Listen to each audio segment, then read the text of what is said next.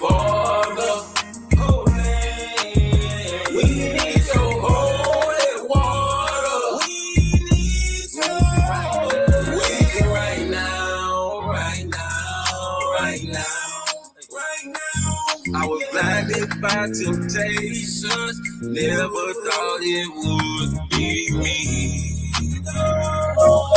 Crying out for your love. God, my street niggas need you more than ever right now.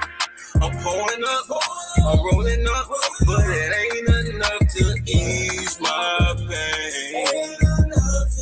And I don't even trust the pastor. He after the same thing I'm after. Money, clothes, hoes, and all the finer things that you bring to me. That's why I'm on my knees, Lord, asking for forgiveness, mercy, and grace right now. We need you right now. Hey, I say, Holy Father, we need your holy water. I say, Holy Father, we need your holy water. I need to holler. Forgive me, dear Father. You know I'm back in that water, and I'm sitting again. You see the light getting farther. While I sip holy water, I'm just in need of $1. Forgiveness, amen. I told God I wouldn't, but shit, I did it again. You see, this life is sick, keeps calling me, it's drawing me in. When I go play, you know I'm playing to win, and there's no need to lie because I do it again.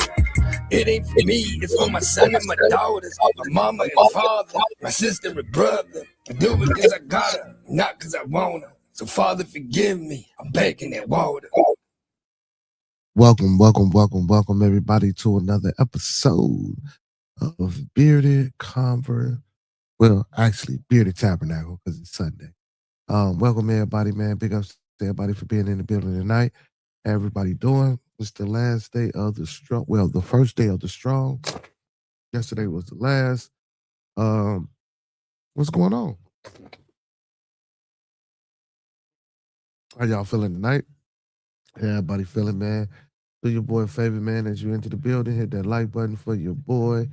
As you enter the building, hit the like button for your boy. Man, let's start the show off. Y'all know how I like to start off every show. Let's keep everyone in our thoughts, our prayers, our views, and meditations. Once again, let's keep everyone in our thoughts, our prayers, our views, and meditations. And lastly, family, let's keep everyone in our thoughts, our prayers, our views, and meditations. That's people we come in contact with on a day-to-day basis, people we're cordial with, our families, our extended families, and more especially, our bearded conversation, our bearded studios, our bearded lounge at the dark, and our bearded tabernacle family. Secondly, y'all, don't forget to master these 5 key components of life. That's love, peace, respect, motivation, and inspiration. That's love, peace, respect, motivation, and inspiration. And one last time, that's love, peace, respect, motivation, and inspiration. You feel me? Hey, man, how everybody doing, man? Listen, as you come in the building, man, hit that like button for your boy. Listen, open platform, open forum. So what we like to do here on Bearded Tabernacle, we like to explore all things theology, all schools of thoughts, all ideologies, all philosophies. And we just come together, man, and, we discuss it. We talk about it. We get into the origins and things of that nature. So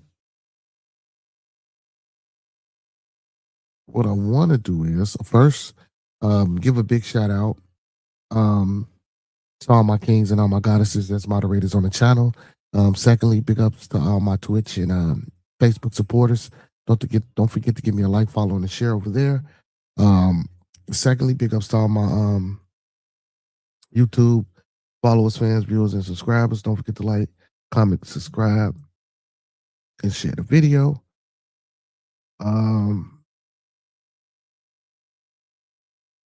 Also, We got don't forget the memberships, man.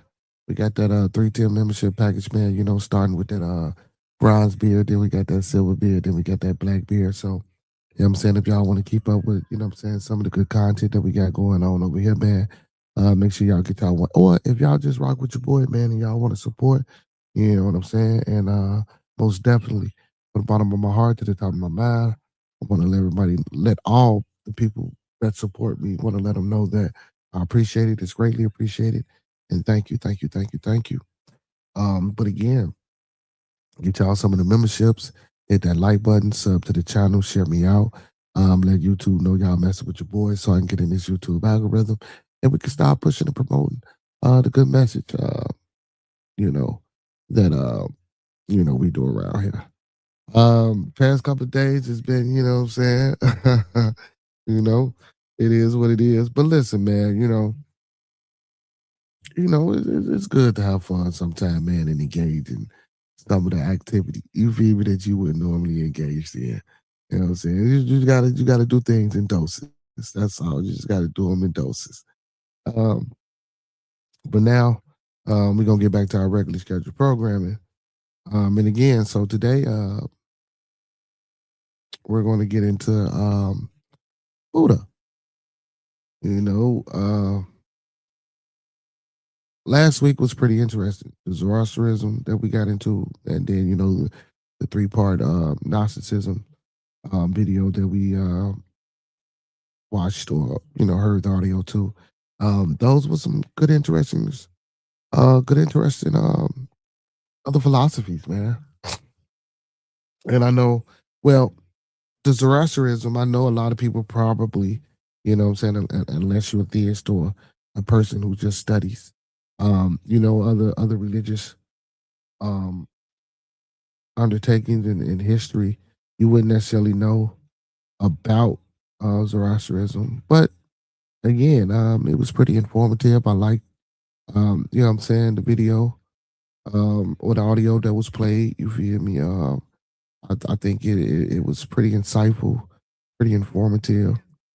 Um, and of course, again, it's always more than just, what I'm saying, what you see on the surface. So, that's why I always implore and encourage, and I try to promote and push that everyone, um, you know, do your own due diligence, do your own vet work, do your own research. You know what I'm saying? Go get your own knowledge, and you know what I'm saying, and partake in your own discernment of, what I'm saying, what you think things is, and how they should be, or whatever the case may be. So before we get into anything about the Buddhists, we can do this. Well, I'll do this. So the thoughts, views, and opinions of Bearded Conversations are the thoughts, views, and opinions of me right now. The thoughts, views, and opinions of Bearded Conversations are the thoughts, views, and opinions of me right now. I don't mean to hurt, to harm, or to offend. I don't mean to hurt, to harm, or to offend. This video stream is for informational, educational, and entertainment purposes only. Once again, this video stream is for informational, educational, and edutainment purposes only, with the underlying and undertone on edutainment, so we do emphasize and stress edutainment. Hit that like button for me, y'all. Hit that like button for me. Please do not take any advice or anything shown on this video stream for face value without consulting a proper professional that suits your specific needs. Please do your due diligence. Please do your proper vet work and research. And like I always say, don't forget to get that second, third, fourth, fifth, and sixth opinion. Because we don't want you going out here robbing no banks, starting no revolts, telling your boss what he or she can take, how they can turn it sideways, and where to put it. Big ups to everybody in the building, man. Hit that like button for your boy. Tear that like button up, man. If you're on that vertical, double tap. If you're on that landscape, hit that like button. Make sure y'all get y'all one of the memberships. Make sure y'all hit that super chat. And if you're new here, man, just hit that sub button and share me out and hit that like. UVM. That's what we about, man. What's going on, Miss CC? What's going on, Miss CC? How you feeling? This grand evening. Goddess, I'm doing well. Walla87, how you doing, brother, over there on TikTok? Man, big shout out to all my TikTok people, man. I've been getting a few followers, man. I'm getting them slowly but surely over there on TikTok. You know what I'm saying? I'll be streaming over there, man, trying to, you know what I'm saying, see what's out there. Also on my Facebook, if you hear me, big shout out to all my Facebook people. I know my people on Facebook be like, wow, these people is crazy. But again, man, I, I I like that, I got a platform for people to express themselves. If it need to be toned down, I tell them to tone it down a bit. But for the most part, man, let people be them. Uh, I believe that's important. How was my strong end? My strong end was good. Saturday night was good. You know what I'm saying? We was out here, you know what I'm saying? We had fun on the stream Saturday night. You know what I'm saying? Friday was cool too. I think he was there Friday morning, wasn't he? Yeah. I ain't doing too much of nothing. I ain't barbecuing nothing like that, man. Just chill, you know what I'm saying? Relax, in the house, you know what I'm saying? Chilling. Um, what about you? What you do, man? Because I know it's Memorial's Day or something like that, right? Or is it tomorrow? It might be tomorrow. But I know a lot of people, you know what I'm saying, partook in, barbecuing and stuff today because they might have to go to work tomorrow. So yeah, Miss Gigi, I'm sorry. Yeah, Miss CC. I apologize, guys. Yeah, Miss CC. So, even though I like I say, I'm trying not to say the N word. You hear me?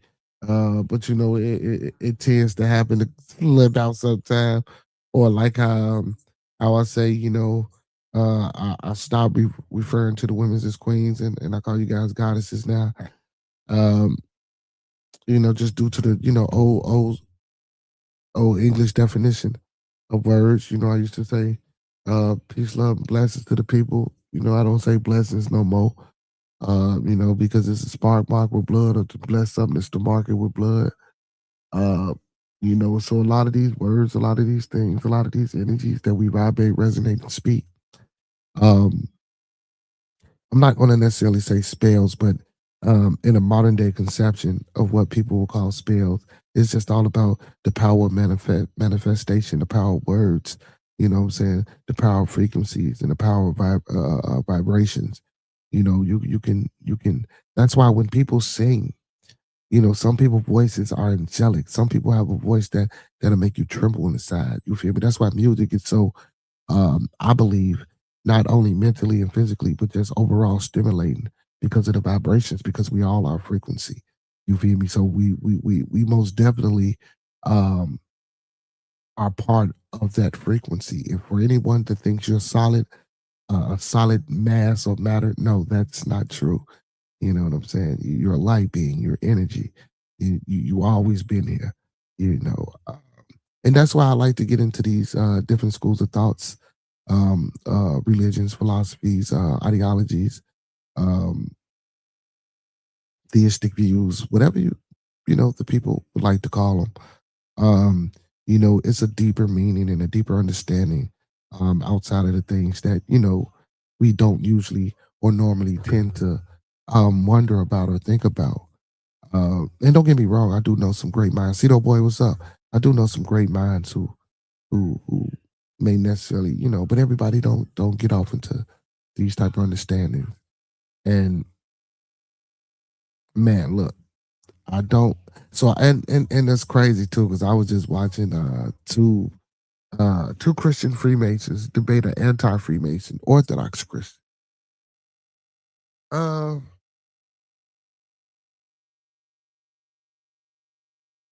I just thought all of it was just from on both sides. You know what I'm saying? On both sides, and I partake in the latter, not necessarily the Orthodox Christianity part, but people's understanding, people's perceptions, people's download. They just don't understand. We don't understand, and we try to other things through our communications to help us get a gist of what we think we understand, or a breakdown of what we think we know, or what we could possibly know, or what we could potentially be missing out on. You know what I'm saying? It's a good game. It's a great journey to take, and respectfully, man, to the scholars and the people that's trying to expound and just speak. Hey, big ups to y'all for that. You saying, she says, I've been doing the same thing. I've been doing all month, unpacking, getting stuff together. I didn't grill anything, been too busy. That's okay though. Because guess what? Once you finally get everything unpacked in CC and you get settled and you know what I'm saying, you make it yours, you feel me? Man, guess what? You're gonna have a lot of fun, you're gonna create more memories, and you know what I'm saying, it is what it is. So congratulations on the move. Hopefully, you know what I'm saying, you get all your unpacking done and all your selling and within, you know what I'm saying, by the end of this month, hopefully. So you can be a little bit more comfortable in your space. And we trying to hurry up and get some content over there in Blaze and Unfiltered. You know what I'm saying? We want to see what you're going to come with. So, yeah, I most definitely hope you hurry up and get everything together. You know what I'm saying? Um, but yeah, man, a lot of people just don't know how we relate to things, man. And, a lot of people like to say, oh, well, this is pseudo. Well, that's a pseudoscience. All this shit is pseudo. All this shit is an understanding that comes from man who's trying to understand what we can't understand. And I know that shit sounds kind of, what? Yeah, or nah. No, it's truth. Absolute truth.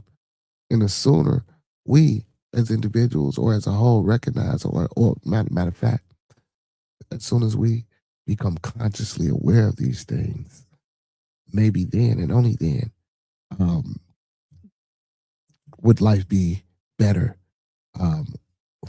for mankind, and maybe we'll move different. That's why I liked it that Gnosticism, with the awareness and being aware. My father always taught me the number one rule of life is to be aware of your surroundings. You know what I'm saying? So within that itself, your surroundings is everything.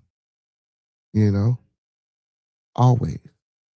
If you can determine where the thought come from and where that inception of the thought came from for you to even grab it out to put it into your mind to manifest it into a physical or even a conscious state where you can hear it and think about it and be able to articulate and formulate it, in the way that we do to one another. Like this shit is, man, it get whoo. She says, I got to get with you outside the show to show you what I put together so far for my setup. She says, ghetto is. Hey, listen, Miss CC. Man, look, ain't nothing wrong with a ghetto as hell setup, man. A lot of people, you know what I'm saying? Man, put your Washington shit up. You feel me? Get you a little space, put your Washington shit up. You know what I'm saying? It ain't gonna be ghetto. Listen, then if you're on a laptop, you could always incorporate backgrounds and backdrops and things in the back, what I'm saying? What you can, so, I mean, or you can be, pure with it and let people see, I'm saying, your surroundings. So once I get my system built the way I want it, well, you know what I'm saying? Once I get things done the way I want to get it done, I want to have more of a live concept where I'm not sitting, what I'm saying, at my desk with my monitors. You feel me? Oh, I want to get the cameras up in the ceilings, you know what I'm saying, so they'll be able to pan in and pan out on me. You know what I'm saying? Give me a little, what they call that shit. And them couches that's circular. You feel me? You know what I'm saying? Have somebody working the soundboard and have somebody working the camera at the same time. You know what I'm saying? Have a little bar set up, somebody bringing me drinks. You know what I'm saying? And just, I got the couch just in case I do have guests that want to pop up in the studio. You feel me? And be in the building with me, man. It's kind of like how, I ain't gonna say real life, like how Danza had it, kind of, sort of, almost, but just more comfortable. You know what I'm saying? Where it looks like a real live type setting, and not a backdrop. You know what I'm saying? I don't have my logo up on the wall. You feel me? You know what I'm saying? If I can get it together the way I want to get, even if I don't, you know, but that's the plan. Or if I can get me a spot, you know what I'm saying? We was talking about them little houses the other day. If I can get one of them, but like I said, I got to get my yard gated and stuff like that. But I'll get my yard gated, get one of them little houses, put it in my yard. You know what I'm saying? Give me a generator. and just make sure, what I'm saying, I'll put, what I'm saying, stuff in there, bulls, bears, shit like that. What I'm saying? Give me like a 2-room one. And I can stream out of different rooms and walk, but just have cameras set up all around the joint. So you feel me? Everybody can see what I'm doing and all, keep a mic on me so I can move around while I'm streaming.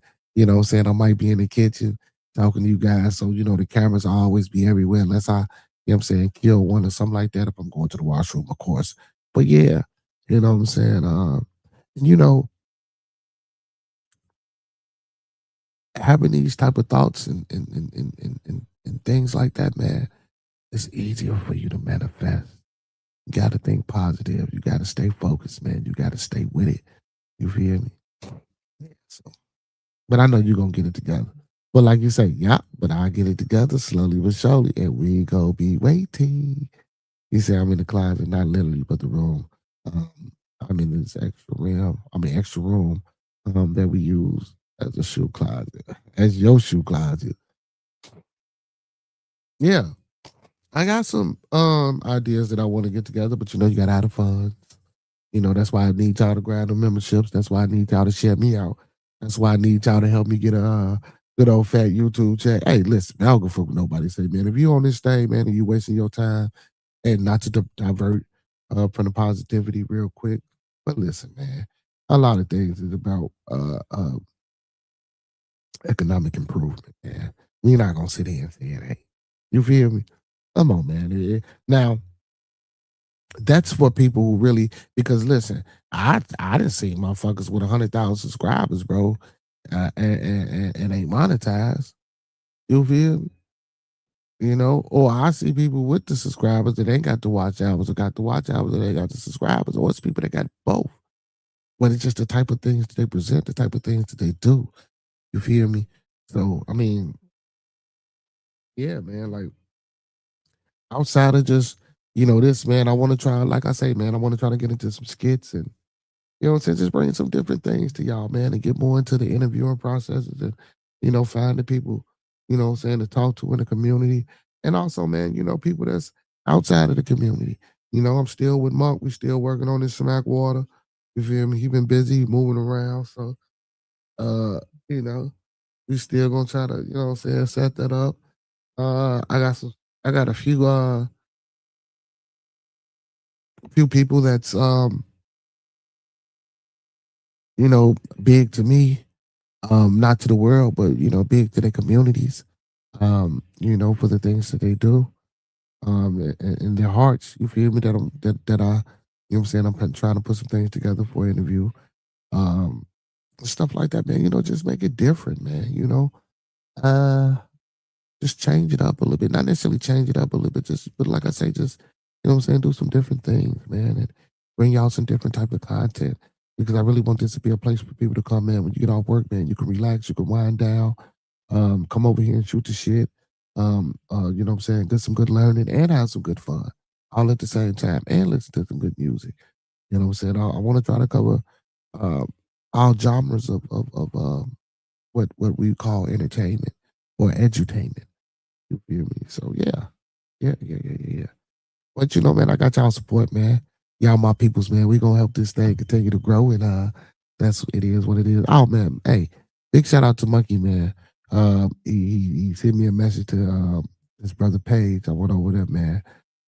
Big shout out to the brother, man. He a bourbon and whiskey connoisseur. Big ups to the man. I was liking what I was seeing over there.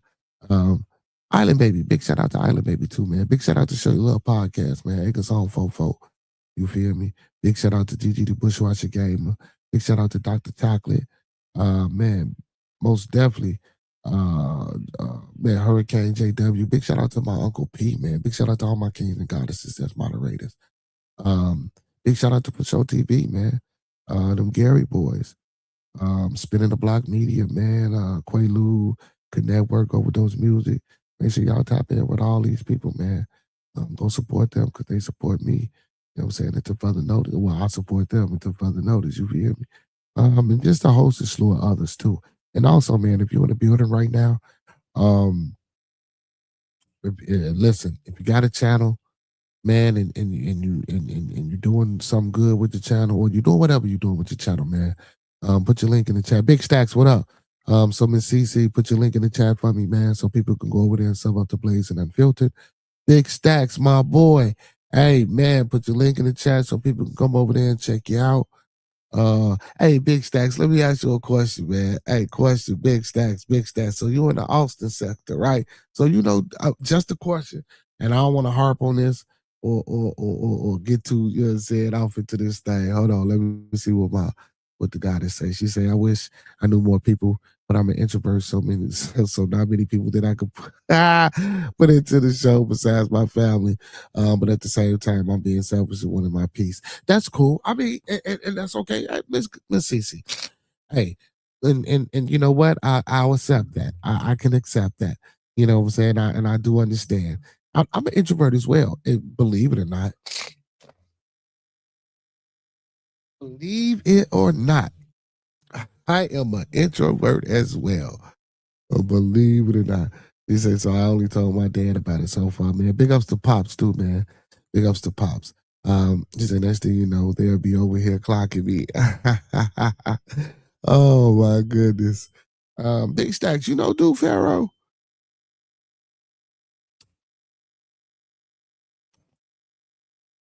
You know what I'm saying? I heard this Austin sector mentioned earlier on somebody live, and I see I think you in the Austin sector. I'm just asking. I ain't trying to start no shit. I don't know none of these people, man. I just know these people trying to be over here and disturb our peace. But you know what? I ain't gonna say disturb our peace, man, because I ain't gonna lie, y'all. Man, I got to be honest and 100%, but sometimes, man, that shit be entertaining, man. You know what I'm saying? I mean, I literally be entertained. I'm, I'm just sure too, Mr. Internet. You feel me? I know how to dibble and dabble and get on up out of there, get back to what I need to get to. You feel me? You know what I'm saying? Hey man, everybody in the building, man, listen, everybody in the building, go sub up to Blazing Unfiltered. Please go support the goddess. Please go support the goddess. Hey, Miss CC, I don't care if you put 2-3 minutes shorts or something up. Let's get it. Let's go. Let's go. Let's go. You can record them on your phone and upload them later. Let's get it. Please go over there and support the goddess. Please go over there and support the goddess. The video that she does has up, that she does have up, is a great video, man. Real informative. It's dope. You feel me? It's good content. Make sure y'all go check it out. Make sure y'all go check it out. Fambo, what up? Also, man, hey, if y'all in the building, man, make sure y'all go check out my boy Fambo. You know what I'm saying? Fambo podcast, man. He in the building. Fambo, go grab your link, man, to your channel. Put it in the chat. Make sure y'all go sub up, man. I do it, but I be forgetting at times. But listen, everybody, man, if you got a channel and you're doing some good things on your channel, man, and you're trying to get subscribers and you're trying to grow your community, listen, everybody that's in the building right now, man, if you got a channel, all my mods, drop your links in the chat. We'll drop your ladders to your channel in the chat, and y'all go sub up and let's go support each other, man. Let's go support each other. He say, "What up, my black man? What's happening, brother? How you feeling?" I don't know, man. You know, Uncle P. Uncle P still taking care of moms and everything, so he'll be back. He'll be back. He'll be back. Oh, the test master died, man. R.I.P. R.I.P. R.I.P. Man, make sure y'all go sub up to all the kings and goddesses that's moderators in the building. Also, man, hey, we got my wife in the building. You know what I'm saying? Make sure y'all go check out Gigi the Bushwasher too, man. Make sure y'all go sub up. Miss Gigi, put the link to your channel. Put the ladder to your channel in the chat. Wife, put the ladder to your channel in the chat. All my mods, if y'all got channels and y'all doing something good or y'all doing whatever y'all doing, man, grab y'all links and put y'all links in the chat. Family, let's go sub up to everybody. Let's go support everybody. Let's go encourage everybody. And hey, man, we a family, man, regardless, you know what I'm saying, of what going on, what happened, what we talk about, you know what I'm saying, all families fall out type shit, you feel me? But yeah, make sure y'all go support everybody. You say, I'm too tired to do that. All right, that's okay. That's okay. That's okay. That's okay. That's okay. You know what I'm saying? Somebody go grab Miss Gigi Lincoln and put it in the chat. But yeah, man, you feel me? It's Sunday. So as y'all know, it's the Bearded Tabernacle. Appreciate everybody for tuning in. Make sure y'all tap that like button. Make sure y'all tap that like button. And man, y'all ain't gotta be stingy neither, man. Y'all can hit that super chat, let YouTube know y'all messing with your boy, put me in the algorithm, man. Get one of them memberships, you feel me? You know what I'm saying? He said, I totally understand. My mom had a stroke a while back. And it's a lot, but mom is priority. So big shout out to Uncle P and moms. Yeah, man. So, and I appreciate everybody. You know what I'm saying? For sending all y'all thoughts, prayers, views, and meditations over there to Uncle P and his moms. She had a fall, man. She messed up her hip. You know what I'm saying? Contusion to the head, fractured hip, but she's back walking again. Update, she's back walking again. So big shout out to her. Also, man, thank y'all for sending all y'all thoughts, prayers, views, and meditations to Sean the Accord Lord. The brother had stage 4 cancer. He came on the stream yesterday, man. And he donated, man. Blessings to that brother. He didn't have to do that. I've been looking for him so we can get him something. And he wind up, you know what I'm saying, put something in the super chat for us. So we appreciate him. But again, I appreciate everybody for sending all y'all thoughts, prayers, views, and meditations out to that brother as well. He got cancer. He just said he got released from the hospital. So, man, everybody out there, man, all family members, all just people, period. I don't give a hell if you're in 100% perfect health. You know what I'm saying, man? Let's keep everybody in our thoughts, prayers, views, and meditations, man. Listen, man. I mean, you can be the shit by yourself, but you know what I'm saying, man. You can be even greater with your peoples. Most definitely. Gigi the Bushwatch, I sub to your channel. See, Miss Gigi, I got you a sub. Talking about, boy, see how boy, my wife be doing me wrong, y'all. She be doing me wrong. I'm glad he's okay. Yeah, she okay. He said she's up. She talking last time he was on the channel. He said he was finna fix her steak. Well, matter of fact, not steak. He said he was finna get us some brisket. That's what he was finna get us, some brisket. So y'all listen, man. We got Miss Gigi link in the chat. We got Miss CC link in the chat. We got Fambo link in the chat, man. Make sure y'all go sub up to each other, man, and support each other. You know what I'm saying? She said, keep me in y'all prayers, man. Yeah, you know what? You know what I'm saying? Yeah, after that damn 20-hour live, well, it wasn't 20 hour. But after that live you did, hey, you know what? I guess I'll tell you because you're in the building, Miss CC. I mean, Miss Gigi. Why I keep calling? I call Miss CC, Miss Gigi, and Miss Gigi, Miss CC. This them letters. But Gigi, so when you were live earlier, I didn't want to be messy, right? So, old girl that was in my chat. So I'm listening. So I ain't never seen it, never heard her, right? So when you got to talking about it, and then you was like, yeah, she was on the chat. So I go back to my to that live, right? And I go, you know what I'm saying? I click her name and shit right there. She was live earlier. But I didn't want to tell you she was live because I wasn't trying to be messy and nothing like that. I wasn't trying to get in the middle of none of that shit. You feel me? But she was live earlier. And the motherfuckers that was over in your chat was over there. I think just one person or some shit like that. You feel me? But I'm like, wow. Like, baby, stop paying their ass attention, man. This shit is all a big ass game to them folk. You feel me? That's all this shit. At first it was entertaining, but now I'm like, these motherfuckers is really fucked up. These people really out here. You know what I'm saying? I just don't get it. You gonna say, hey fam, hey fam, Bo. Gigi, yeah, man. I done Miss Cece, I done called you Gigi, then I done called Miss Gigi, Cece. Ah, damn. The Beard and the Gigi, y'all should collab together. Man, we supposed to been trying to do the beat Gigi and Beard show. You feel me? She mad at me. My wife mad at me, Fambo. She mad at me. She don't want me to call her wife and I call everybody baby. So, you know what I'm saying? She left me alone. You feel me? You know what I'm saying? Now I'm out here lonely in these YouTube streets trying to get her back, y'all. um, I mean, I know it would be fire, man. You feel me? Look, she say I'm born any motherfucker. You know, she be like I'm born. You know what I'm saying? You know, I don't see how she do me though. Mm. But see, I ain't always like that. You know, you know what I'm saying? I ain't always like that, man. Look, now she laugh at this shit. You feel me? Like I know how to match energy though. You feel me? But hey, see, but the thing is, y'all, I can get like TG, you feel me? But I don't want to be like that though. You feel me? I don't want to be like that.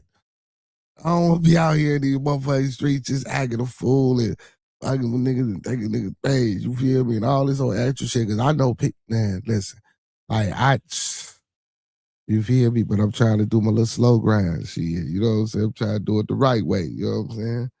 Trying to do it the right way. You know what I'm saying? I don't want to have to call the peoples up to YouTube. You feel me? But yeah, I could though, man. I just like this, man. It's a little bit more peaceful. It's a lot more soothing. You feel me? I know it's a slow grind, man. And you know what I'm saying? You might not get as many people, you know what I'm saying, to participate or partake in what you're trying to do necessarily. But you know what I'm saying? You get those that come over, man. We get them like-minded individuals. You feel me? I got it. I get it. I ain't you know what I'm saying, holding. But listen, if people were more aware, consciously aware, I could shit, 30, 40, 50 people in the chat. Shit, I got enough information to do this shit every day, all day. Well, 100,000 motherfuckers. You feel me? You know what I'm saying? You know what I'm saying? Like for real. Then, like, man, you know what I'm saying? Not then you will see the professor come out, goddamn it. Then, you know what I'm saying? That's when I go get them books and we sit up here and we go. But, you know, I like this way too. You know what I'm saying? I like the conversation route because I like the sincerity and just the openness of different individuals, man, and their mindsets and their understandings and their opinions and shit. You feel me? Like it be kind of dope. Sometimes it should be wild because you be like, what the fuck? You know? I mean, and don't get me wrong, because I'm always able to step outside of some shit and be like, you know what? Yeah, I ain't never thought about that. Well, you know what? Just because a motherfucker see it like this don't mean a motherfucker ain't got a slight point. You feel me? Or not, or a motherfucker could be understanding all the way. It's just the way they understand might not be the way you understand. Y'all might be saying and thinking the same fucking shit, just in a different way. You feel me? But we bump heads so much. And like I say, motherfuckers just be listening. Motherfucker at first and third word and you feel me? They take off, they gone like a marathon and shit. You feel me? Ain't even listen to understand. That's why I always be like, man, slow down, talk slow. Let's do this, let's do that. And people think I be condescending or try to fuck. No, it ain't that. You know what I'm saying? Because I be trying to push effective communication. You feel me? Because without effective communication, shit go the wrong way. And come on, how many of y'all didn't text a motherfucker? You feel me? Or then received a text and took a text the wrong way, or you didn't texted somebody and they didn't took it the wrong way because it's a text. You feel me? Because it's what you seeing, it's how you perceive it. The whole time, you ain't even mean it the way a motherfucker took it, but they just took it though. Like just completely fucking loud. I know I ain't the only one. I know I'm not the only one. You know what I'm saying? Ah man, that wasn't a fight. That wasn't a fight, man. Old boy ran for the first round trying to tire Ray J out. I thought Ray J was gonna do a little something, man. But you know what? I already knew Ray J didn't know how to box or fight when he had his guards up that high. I don't know if that's a Cali thing. You feel me? I don't know if that's how they do it out there. You feel me? Like with the hands up so high. You know what I'm saying? Or that's just some N-word type shit. You feel me? You know what I'm saying? But all that shit, like I already knew, like, bro, you feel me? And then he rushed, and then it kind of damn it looked like they wasn't trying to hit each other, or he really wasn't trying to hit him. You feel me? Then bam, he caught him.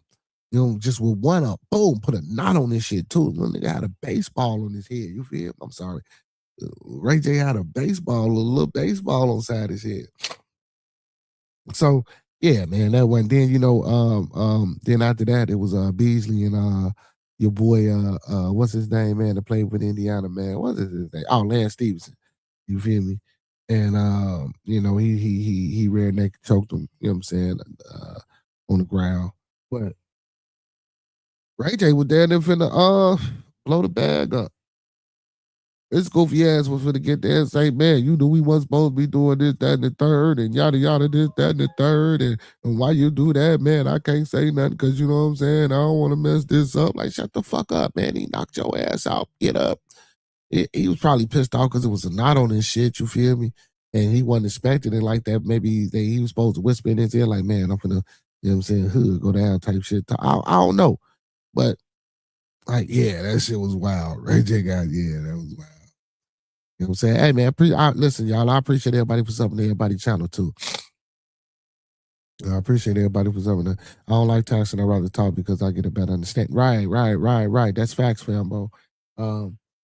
Um, because I know a lot of times, like I say, I didn't text before, and people mistook it for what I'm saying, something other than what it was. You know what I'm saying? And I also have received texts, and I didn't took it for something different from what it was. So it is what it is.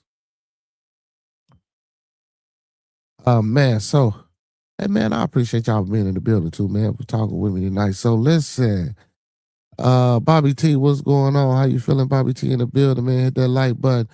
Excuse me, Bobby. Put the link to your YouTube in the excuse me, in the chat, man. Make sure y'all go sub up to Bobby T, man. My brother got some dope music. Some dope music that I know y'all would like. Make sure y'all go sub up to the brother. So man, we gonna get to this content, man. So um as y'all can see in the thumbnail, man, I have Buddha up in the thumbnail. Y'all can't see my background. Let me do this. Let me do this for y'all real quick. I'm here. So hey,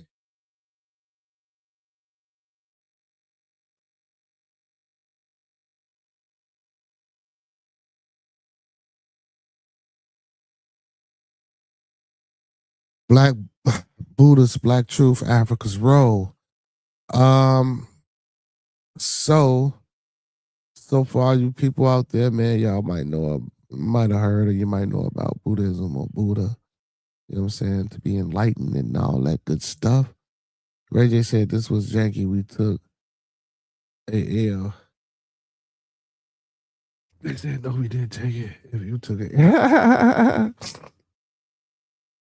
hey man, Ray J was just salty, man. Ray J was just salty, man. You feel me? Ray J was. I think Ray J just wanted to, what I'm saying, be the motherfucker that come out on top. I think Ray J just wanted to be the victor in this situation, and you know what I'm saying, he couldn't be the victor in this situation. So yeah, Ray J, what I'm saying, was a little upset. I'm saying that's all that was. Well, let's get into this content, man. So we finna watch. Big shout out to African Core. So the title of this video is "Why the Early Buddha Statues Look African." And let's dive into the history, and then we'll do a part 2 next Tabernacle. So we're going to get into the African part of Buddha, and then um, we're gonna get into what I'm saying. You know how I got over there to India and all that. What I'm saying, the things that they do and how they believe, worship and traditions and stuff like that. So bear with me. If you guys have any questions, any comments, feel free to put them in the chat. Or if you want to wait to the end of the video, most definitely, you guys always know at the end of each video, what I'm saying, maybe I'll stop them periodically, or at the end of each video, what I'm saying, we can go over what we just watched. Or if you want to hit the panel with me, what I'm saying, you can do that as well. I got the ladder to the channel in the chat, and I will be putting ladder to the channel in the chat periodically throughout the publication so that ones can come up on the stage and, conversate and uh, go over the material with me as well, or review the material with me as well. And if you do come up, just be respectable while it's playing. But if you want something to pause or stop, just say pause or stop it. I'll do that if you need to address something that's in the video. And I will be doing that as well. You know what I'm saying? When I hear certain things or certain things, sound interesting or it makes me say, I will be stopping and, maybe doing a little bit of commentary on the video. So without any further ado, let's get to the content.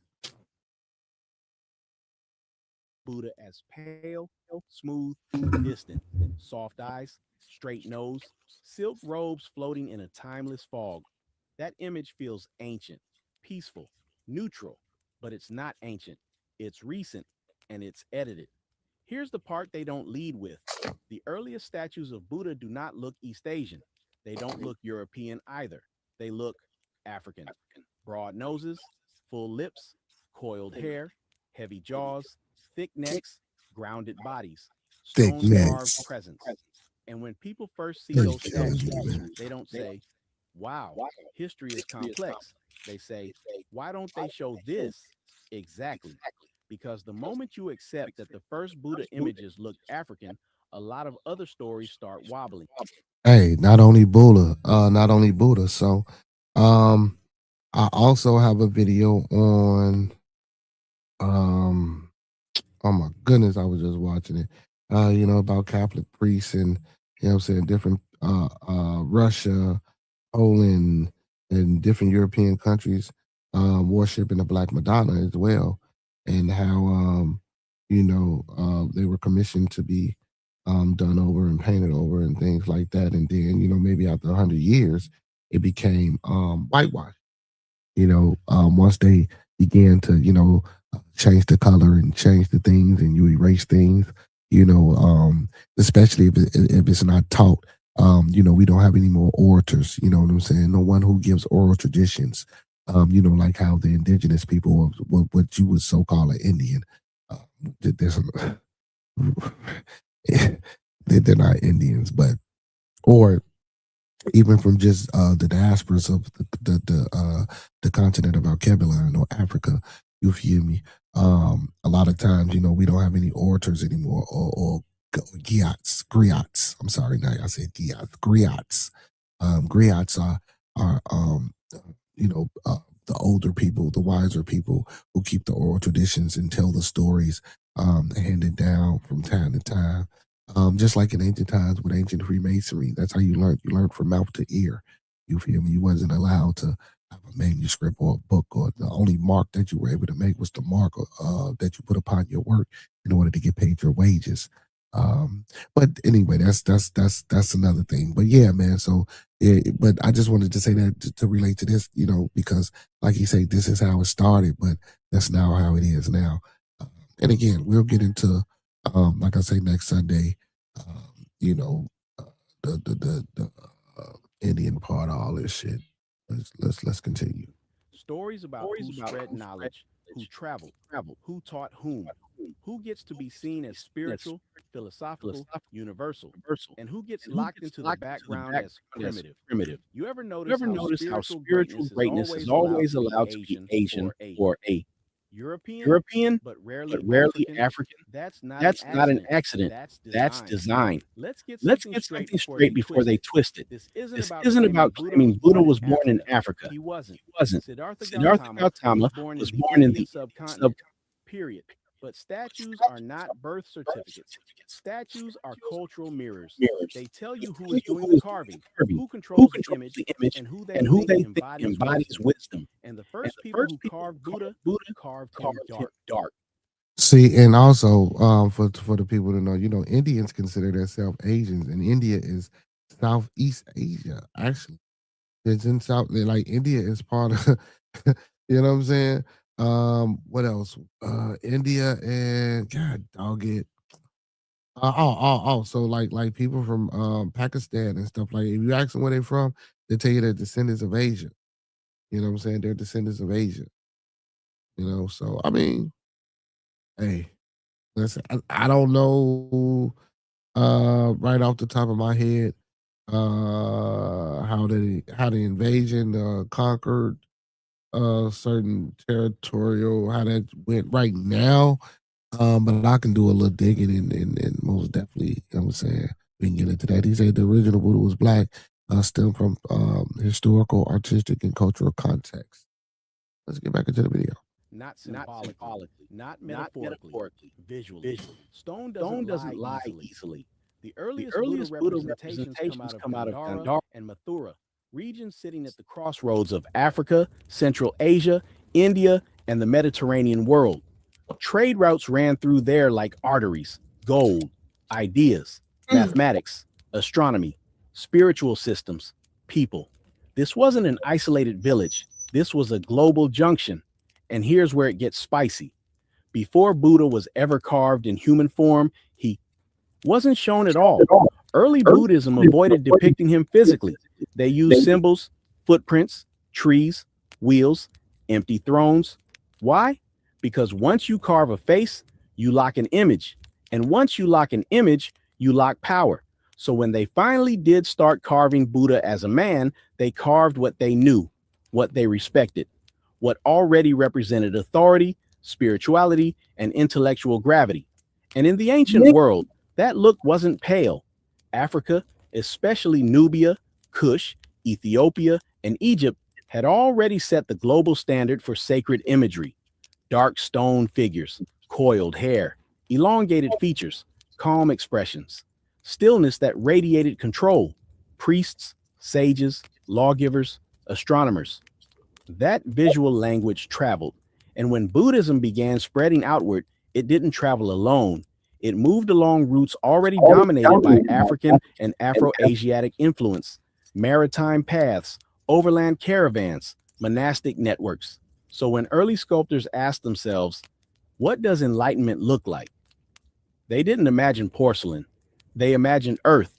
This is where modern discomfort kicks in, because later, much later, when Buddhism moved deeper into East Asia, the image of Buddha changed gradually, strategically. Faces softened, skin lightened, features narrowed, hair straightened. The divine became local, then national, then marketable. That's not evolution. That's adaptation under power. Same Buddha, new politics. And just like with Jesus, just like with pharaohs, just like with saints, once Europe and later global institutions got involved, the darker versions got quietly pushed aside, not destroyed, just relocated, archived, labeled regional, early, primitive, safe words, containment words. Because if the public saw clearly and consistently that some of the oldest spiritual icons on earth looked African, it would mess with the hierarchy. It would challenge who gets to be seen as the origin of wisdom versus just labor. And that's the real fear. Not that Africans were present, but that Africans were respected. So they let the statues exist, but not circulate. Museums hide them in side rooms. Textbooks show one photo, if any. Documentaries mention them in passing, then move on quickly. Because if you sit with those faces too long, questions start forming. Why did early Buddhist art look like this? Who was influencing the aesthetic? Why does enlightenment keep getting lighter as power shifts west and east? And the biggest one, the one they never want asked out loud. If Africa shaped the image of wisdom in Asia, what else did it shape that we've been taught to forget? That's where this really begins. Let's get straight to it. The earliest Buddha statues don't look like what you see in souvenir shops today. They don't have pale skin. They don't have sharp, thin noses. They don't have straight hair flowing like shampoo commercials. They have broad noses, full lips, tightly curled hair, heavy-lidded eyes, faces carved with the same proportions you see in ancient African and Dravidian sculptures. And before anybody jumps up yelling interpretation, understand this. These aren't opinions. These are stone artifacts dated, cataloged, and preserved. The earliest anthropomorphic Buddhas appear in the Gandhara and Mathura regions around the 1st centuries BCE to CE. Before that, Buddhism avoided human images altogether. Symbols only. Footprints, wheels, trees, no faces. So when faces finally appeared, they weren't random. They were modeled after living people. Now here's where it gets uncomfortable. Gandhara wasn't some isolated Himalayan bubble.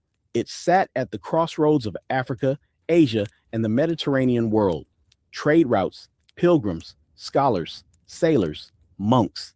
Ideas crossing oceans long before passports existed. And Africa was not missing from that equation.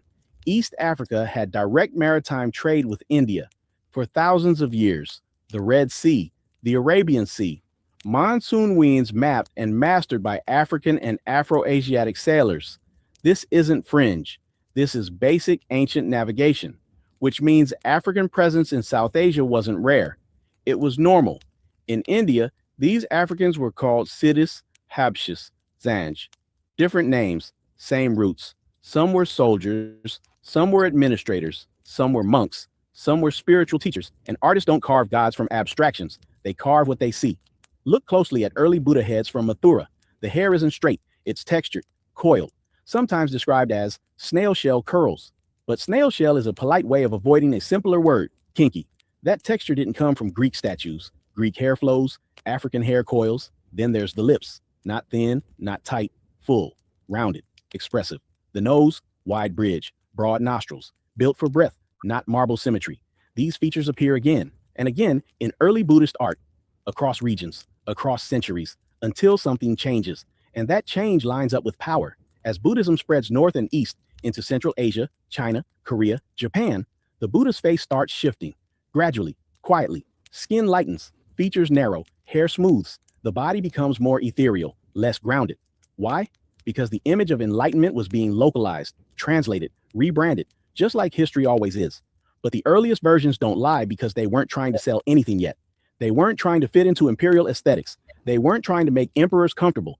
They were recording memory, and memory remembers faces. Another detail historians mention softly, if at all. Early Buddhist monastic rules describe monks with dark skin tones as common, not exotic.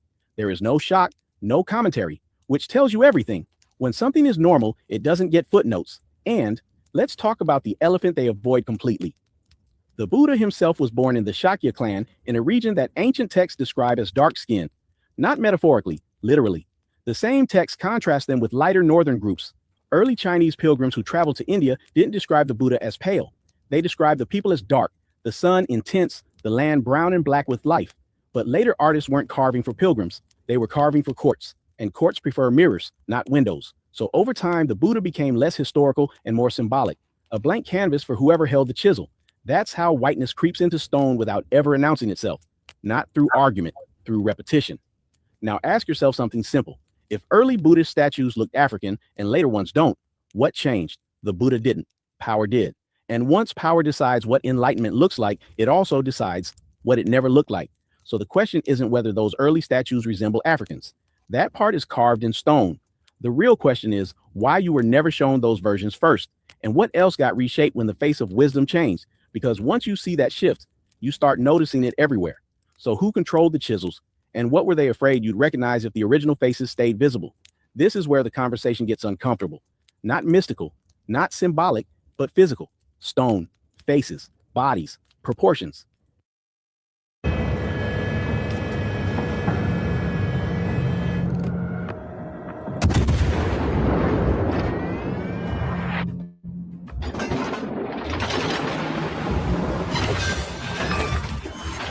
We've destroyed an enemy cruiser.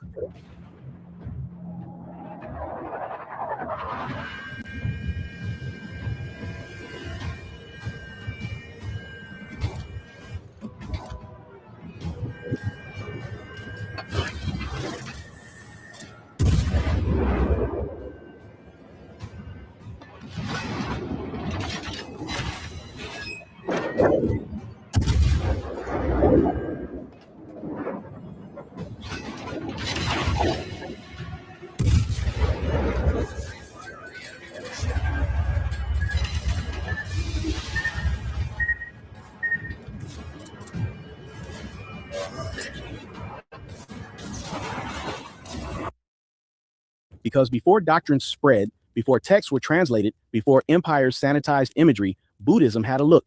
And that look didn't come from East Asia. The earliest Buddha statues didn't have narrow noses, didn't have pale stone skin, didn't have straight flowing hair carved like silk.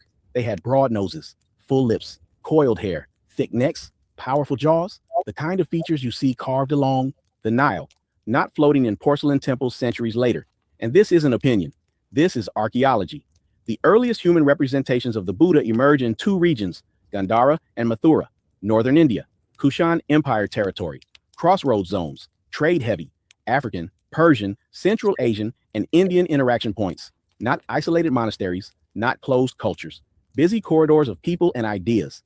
Now here's the detail most documentaries rush past. Before these statues, Buddhism avoided human depictions entirely. For centuries, the Buddha was represented symbolically. Footprints, empty thrones, Bodhi trees, wheels, no faces, no bodies. Then suddenly, boom, the Buddha becomes human, sculpted, detailed, anatomical. That shift doesn't happen randomly. Cultures don't suddenly decide to sculpt divine humans unless they've seen it done somewhere else. And the place that perfected divine human sculpture long before India, Africa. Egypt didn't just sculpt gods.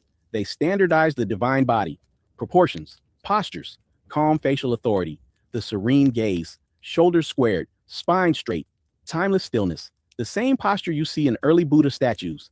That seated pose everyone associates with meditation, that didn't originate in East Asia. You can trace it through Africa, through Nile Valley statuary, through Kushite kings, through Ethiopian sacred art. Stillness is power, calm is authority, silence is dominance. That's African visual language. Now let's talk hair, because hair doesn't lie. Early Buddha statues show tight, rounded curls across the head, not flowing locks, not top-knot stylized later, tight curls, repeated, intentional.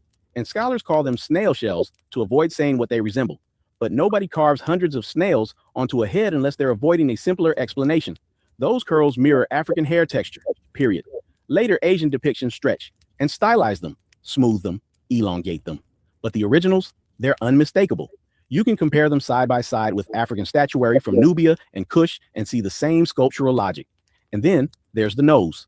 Early Buddha noses are wide at the bridge, flared, rounded, balanced with fuller lips, strong chins, faces that feel grounded, not ethereal, human, earth-connected. Later, those features narrow, sharpen, lift, lighten. That's not evolution. That's editing. Now ask yourself something real simple. If the Buddha was born in South Asia, a region with diverse skin tones and features, why do the earliest statues resemble African physiognomy more than East Asian stylization that comes centuries later? Because the statue isn't just about the man, it's about the model. Who taught artists how to sculpt enlightenment? Because India didn't invent monumental stone statuary in a vacuum. The technology, techniques, and symbolic language came through contact, trade routes, caravans, maritime paths. And those paths didn't start in China. They started in Africa. The Indian Ocean wasn't a barrier. It was a highway. African sailors, African merchants, African scholars moving ideas east long before Europe even mapped the coast. And Buddhism didn't spread alone. It traveled alongside astronomy, medicine, geometry, metallurgy, and sacred art traditions that already existed in Africa.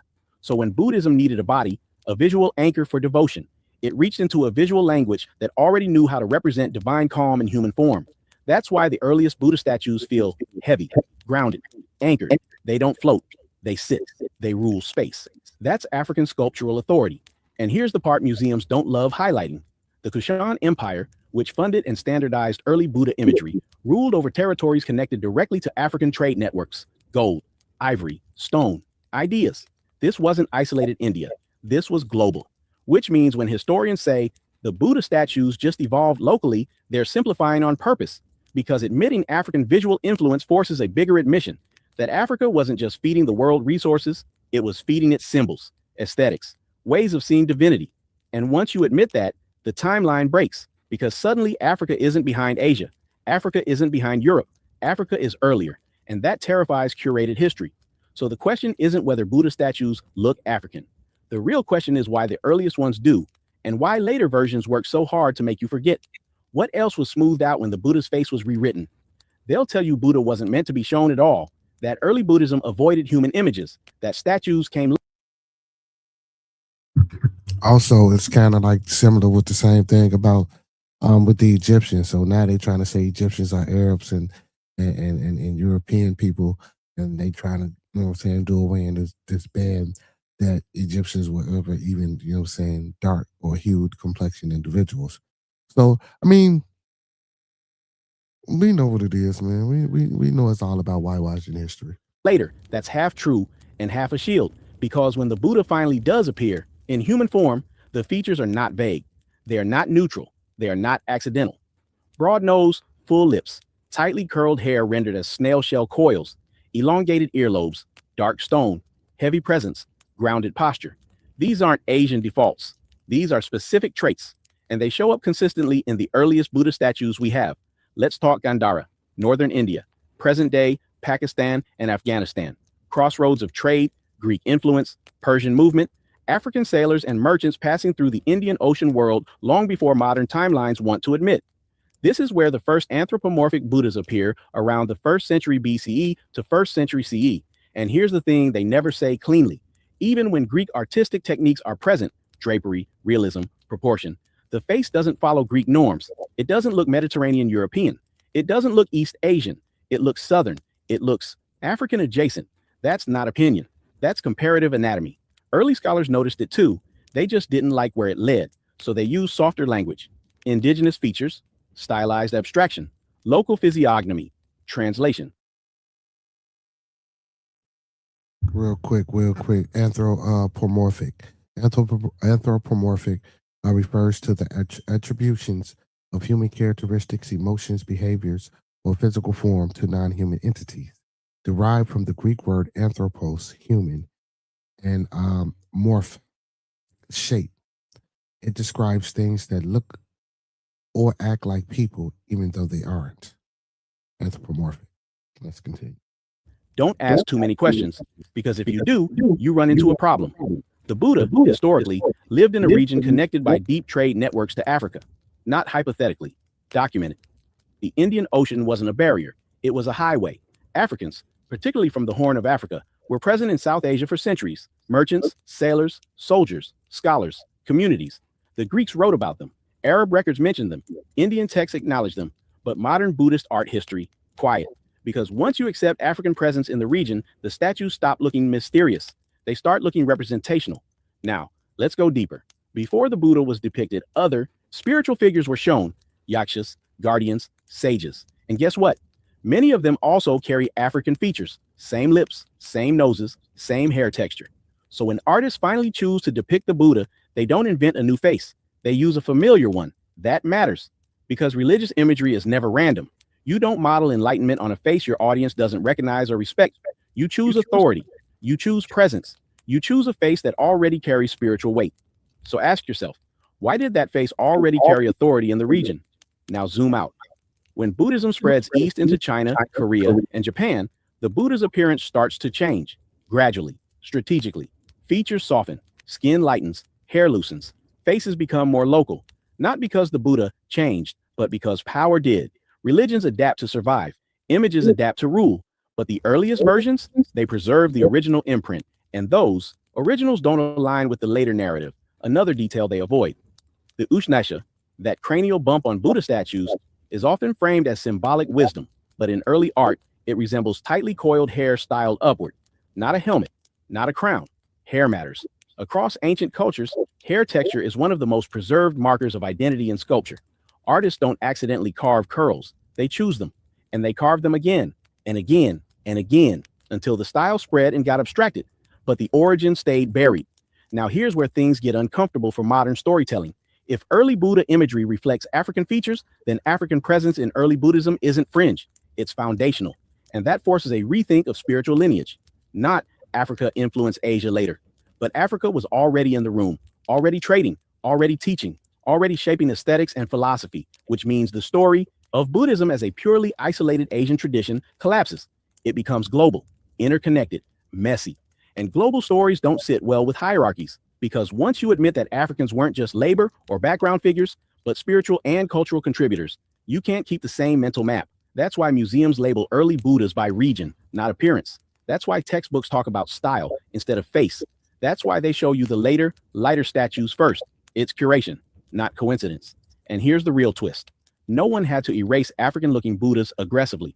All they had to do was keep reproducing newer versions until the originals looked abnormal, until you felt weird noticing, until you asked the question and thought, maybe I'm reaching. That's how erasure works when it's done clean. So the question isn't whether Buddha's first statues look African. The question is why. You were never taught how normal that actually was. And once you see that, what else in spiritual history starts looking different? What's the next image they trained you not to trust your eyes on?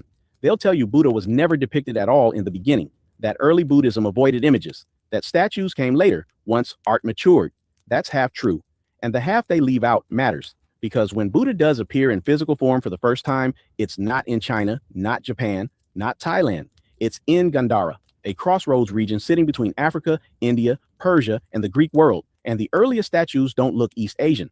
They don't look European either. They look African. Broad noses, full lips, tightly curled hair arranged in spiral coils, elongated earlobes, deep-set eyes with calm authority, not stylized, anatomical. And that's not artistic imagination. That's a face memory. See, Gandhara wasn't isolated. It sat on the Silk Roads before they were called that. Merchants, monks, scholars, and travelers moved through constantly. Ideas traveled with people. So did faces. and one group was especially present in these routes: Africans from the Horn, Nubia, and the Red Sea trade networks. This isn't speculation. Greco-Roman records openly describe Ethiopians, a broad ancient term for dark-skinned Africans, traveling and settling across Asia. Indian texts mention dark-complexioned sages from the West. Persian sources describe African traders, sailors, and spiritual figures moving eastward.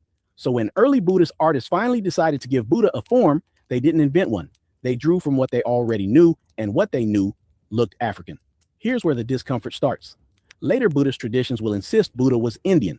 Fair enough. He was born in the Indian subcontinent, but ancient India didn't look like modern national borders or racial categories. Northern India at the time was a melting zone: Dravidian, African descended populations, Indo-Aryan migrants, Central Asians. Dark skin was common, curly hair was common, African phenotypes were not foreign. So when the earliest statues show a Buddha with African features, that's not exaggeration, that's realism. But realism doesn't age well when power shifts. As Buddhism spread north and east, the face changed. In China, Buddha became lighter, smoother, more oval. In Japan, narrower eyes. In Southeast Asia, stylized. You're one sentence away from launching your website with Base 44. Since the beginning of the internet, there's never been such a fun softness. In Europe, when Buddhist art is studied or recreated, the African features quietly disappear. Nobody announces it. They just stop showing them. Same Buddha, different face. Ask yourself why. Because if the first Buddha statues clearly resemble African features, it forces a conversation nobody wants about who was present at the foundation, about whose image carried spiritual authority before later cultures reshaped it, and about how often blackness gets erased once something becomes universal. Let's talk hair. Early Gandharan, Buddhas don't have straight hair pulled into a bun. They have tight snail shell curls covering the scalp. That's not symbolic. That's textural accuracy. Later traditions claim the curls represent enlightenment or snail spirits. That explanation comes after the image already exists. That's retroactive symbolism, meaning assigned to justify appearance once the original reference becomes uncomfortable. Same thing happened in Egypt. Same thing happened with saints in Europe. Same thing happened with prophets in religious art. When black features appear early, they get mythologized later to avoid saying the obvious. Now, zoom out. Why Gandhara? Why there? Because Gandhara was under Kushan rule, and the Kushans were part of a larger Afro-Eurasian exchange system tied to African trade routes. Coins from the region depict rulers with African-y features. Art styles blend African, Persian, and Hellenistic influences. This was not a closed world. It was global before globalization had a name. So when the first Buddha statues emerge here, they reflect that world. But modern textbooks isolate them. They describe the art as Greco-Buddhist, emphasizing European influence while downplaying African presence. Notice the trick. European influence is always named. African influence is always implied, minimized, or erased. Yet the face is still there if you look closely, in the nose, the lips, the curls, the posture. That's why museums rarely spotlight early Gandharan Buddhas in popular displays. They prefer later, cleaner versions that fit modern expectations. Because once you see the original, you can't unsee it. And once you accept that the first physical image of one of the world's greatest spiritual figures carried African features, you start questioning a lot more than art history. You start questioning how often Black presence was foundational, then quietly edited out. And that leads to a more dangerous realization. If Buddha's earliest image looks African, what other universal icons started Black before being recolored? And who decides when a face becomes too powerful to keep? Now let's cut through the fog and get surgical. When people see early Buddha statues with wide noses, full lips, tightly coiled hair, and dark stone, they rush to call it style, regional flavor, artistic coincidence, anything but what their eyes are telling them. Because admitting what those features resemble opens a door. History has worked overtime to keep closed. Here's the reality. The earliest human images of the Buddha do not come from East Asia. They don't come from China. They don't come from Japan. They come from regions sitting at the crossroads of Africa, the Middle East, and South Asia. Gandhara, Mathura, Kushan territory, trade hubs, migration, corridors, cultural melting pots. That matters because these were not isolated monks carving figures in caves. These were global zones. Caravans moved through there constantly. Gold, ivory, spices, ideas, philosophies, and people. And among those people were Africans, not hypothetically, not symbolically, documented. Ancient Indian texts reference dark-skinned sages. Greek writers describe Ethiopians moving through Asia. Roman records mention African soldiers, merchants, and monks traveling east. And Buddhism didn't spread through silence. It spread through bodies, teachers, pilgrims, monasteries funded by kings connected to Africa through trade and bloodlines. So when the first statues appear and they carry African physiognomy, The question shouldn't be, why do they look African? The real question is, why would they look any other way? But here's where the trick happens. For the first few centuries of Buddhism, there were no Buddha statues at all. None.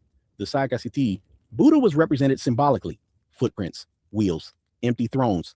That wasn't accidental. That was philosophical. The form wasn't the point. Then suddenly, statues appear, fully human, fully physical, and they don't emerge in isolation. They appear alongside Greco-Buddhist art, Kushan coinage, and royal patronage from rulers connected to African and Central Asian lineages. This wasn't some innocent artistic evolution. It was a political moment. Once the Buddha gets a face, whoever controls that face controls memory. Early on, that face reflected the world that produced it, a world where African features were not foreign, a world where blackness did not need explanation, a world where spirituality didn't require whitening to be respected. But fast forward. As Buddhism travels east, something changes. The nose narrows, the lips thin, the skin lightens, the hair smooths out, the features soften into something more familiar to East Asian and later Western audiences. And that transition is never explained honestly. They call it localization, cultural adaptation, artistic evolution, neutral words that hide a power move, because no one asks why the original was allowed to disappear. You don't adapt what you respect. You adapt what you want to replace. And replacement is always about comfort. Here's a detail that doesn't get enough daylight. Some of the earliest Buddha statues are carved from dark stone, not just because of availability, but because of symbolic association. Darkness was linked to depth, stillness, earth, infinity. The same associations found in African spiritual systems long before Buddhism took form. That symbolism doesn't survive the journey east. By the time Buddhism is exported as a pure Asian philosophy, its African fingerprints have been scrubbed off, not violently, quietly, through curation, through museums, through textbooks that show only the final image, never the first draft. And that's how erasure really works, not by denying something existed, by pretending it was never important. Now think about this. Why are early Buddha statues rarely highlighted in mainstream Buddhist education? Why do museum placards skim past their origins? Why do documentaries linger on later forms while calling the earliest ones experimental? Because acknowledging African influence forces a rewrite. It collapses the myth that civilizations developed in clean, separate lines. It reveals that spiritual systems traveled the same routes as trade and bloodlines. And once you admit that, the idea of isolated genius falls apart. What replaces it is something far more dangerous: interconnection. Because interconnection means no one owns enlightenment. No one owns wisdom. No one owns the origin story. And that terrifies institutions built on ownership. So instead, they let the early statues fade into obscurity. They archive them. They footnote them. They frame them as anomalies. Meanwhile, the later, safer images become the face of Buddhism worldwide. Ask yourself why. If the truth didn't challenge power, it wouldn't need editing. And once you see how the Buddha's image was reshaped to fit comfort zones, the next question becomes unavoidable. If they were willing to alter the face of enlightenment itself, what else were they willing to erase to keep the hierarchy intact? They'll tell you Buddha was never depicted at first. No images, no statues, just symbols, footprints, empty thrones. That's the official line. But here's what they don't like saying out loud. The moment Buddha starts being carved into stone, the moment his face appears, it doesn't look East Asian. It doesn't look European. It doesn't even look Indian, the way textbooks frame India today. It looks African. Broad nose, full lips, heavy-lidded eyes, tightly coiled hair rendered as textured curls, not smooth waves. And no, that's not artistic coincidence. Because the earliest known Buddha statues come from one place, Gandhara, modern-day Pakistan and Afghanistan. A crossroads, a collision zone, a cultural blender. And here's the part they rush past. Gandhara wasn't isolated. It sat directly on ancient trade routes connecting Africa, Arabia, Persia, and South Asia. Ideas didn't trickle there. They flooded in. So when the first Buddhas appear, carved in stone, bronze, and stucco, they carry fingerprints, cultural ones, genetic ones, artistic ones. And those fingerprints don't point north. They point south and west. Let's talk about hair, because hair never lies. Early Buddha statues don't show straight hair or loose waves. They show tight, uniform curls packed densely across the scalp, not symbolic dots, not stylized flames, real curls. The same curl pattern you see on ancient Nubian and Kushite sculptures. The same pattern on African royal iconography stretching back thousands of years. Later Asian Buddhas, that hair changes. It softens, it smooths, it becomes symbolic. That tells you something shifted.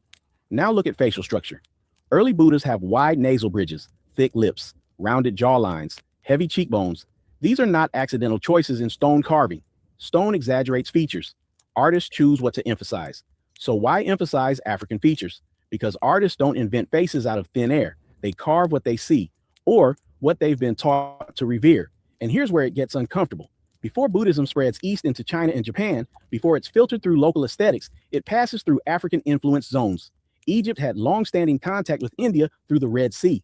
Ethiopian and Nubian traders moved ideas, goods, and spiritual systems across the Indian Ocean centuries before Europe knew those routes existed. This wasn't rare. This was normal. Spiritual ideas traveled with people, and people from Africa were already moving. But modern history freezes Africa in place, as if it never left home, as if it never taught, as if it never transmitted philosophy. That's the illusion. Now let's talk about posture and symbolism. Early Buddha sit the same way African sacred figures do: grounded, heavy, still, not floating, not delicate, not ethereal. This isn't about aesthetics, it's about cosmology. African spiritual systems emphasize grounding wisdom in the body. Enlightenment isn't escape, it's alignment. Same idea shows up in early Buddhist philosophy. Later interpretations turn Buddha into something lighter, whiter, detached. But the earliest forms, they are embodied, physical, human. That matters. Because once Buddha becomes abstract, his origins become easier to erase. And erase they did. Open a museum plaque and watch the language. Influenced by Hellenistic styles. Greco-Buddhist synthesis. Indo-European artistic traditions. Notice what's missing? Africa. Even though African sculptural traditions were already ancient when Greece was still learning how to carve proportion. Even though African stonework mastered realism long before Europe. Even the way Buddha places his hand, with the hand on the lap and the palm up, or what I'm saying, or the hand up with the finger, like I'm saying, a lot of those gestures, you can find a lot of those gestures in the antiquities. I'm saying of Caroline or Africa. You feel me? You will see a lot of those statues, standing or sitting or kneeling on their square. You know what I'm saying? Postured up, erect, shoulder square. You know what I'm saying? Everything aligned. So again, man, if you're going like to the Smithsonian Institutes, and if you can't get there, you feel me? And I hate to say Google, but man, go into the library, man, and just grab a few books and, you know what I'm saying, just do, your own bit of comparative analysis with the figures and dates and times and things like that. I know we don't have the machinery to carbon date or to test, DNA of certain rocks, indigenous and sediment and rudimentary rocks and shit like that, and it can place them into the, the ADs, the BCs, the BCEs, and all that shit. But I mean, you can do enough thorough research, man. Like I say, man, go into the libraries, get pictures, look at pictures, and just look at the ancient figurines or statues, and the way they postured, the way they erected, and you'll find various similarities. Let's get back to the video. They'll credit Greece for realism, but Greece learned realism from Egypt, and Egypt was African. So when early Buddha statues suddenly look classical, the question isn't why Greece influenced Buddhism. The question is why African influence is being rerouted through Greece to make it palatable, because saying African makes people uncomfortable. Now, here's another quiet fact. The earliest... Also, another great book to get, if the book is still in circulation, it's a book by the author. His name is George M. James. You know what I'm saying? Ancient Egyptian philosophy stolen by the Greek. Matter of fact, hold on. I'll give you the proper title to the book right now if it's still in circulation. And also, it was some mysterious, banter about death. And for those who haven't heard of George M. James, he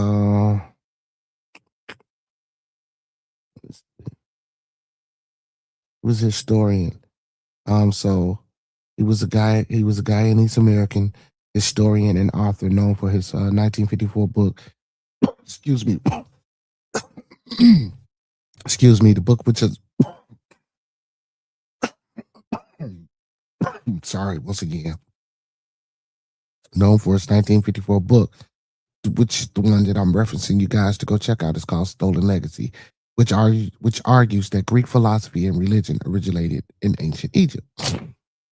So So the title of the book is Stolen Legacy. Okay, yeah, Stolen Legacy. Greek philosophy is stolen from Egyptian philosophy. That's the title of the book. That's the title of the book.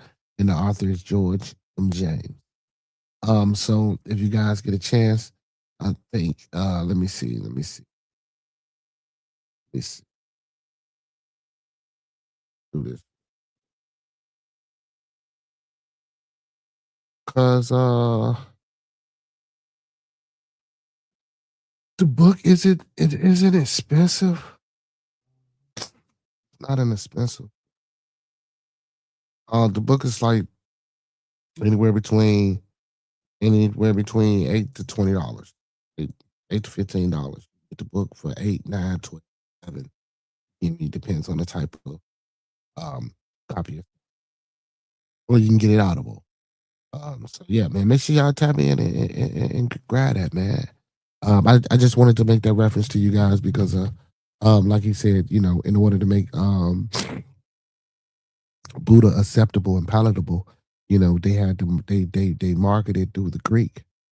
So and I say that to say this, because not only did they do that, the so-called version of the Bible that King James had commissioned to be transliterated into English came from what we call the Septuagint, which is supposed to be the very first known transliterated full version of the Testaments or the original canon of the Bible, minus the books that the Ethiopians have. That's in Ge'ez or Ge'ez. So that's something to think about as well. So Greek has always had his hand in things, even in the Bible. So you know, the Greeks and the Romans, you know, those are the most two powerful sources. Don't get me wrong, you got your Persians and other people, but those are your two major power influences in the Bible. You know, even the Bible says, "When in Rome, do what the Roman do. Give Caesar what is he." If you like, so they got a lot of influence in modern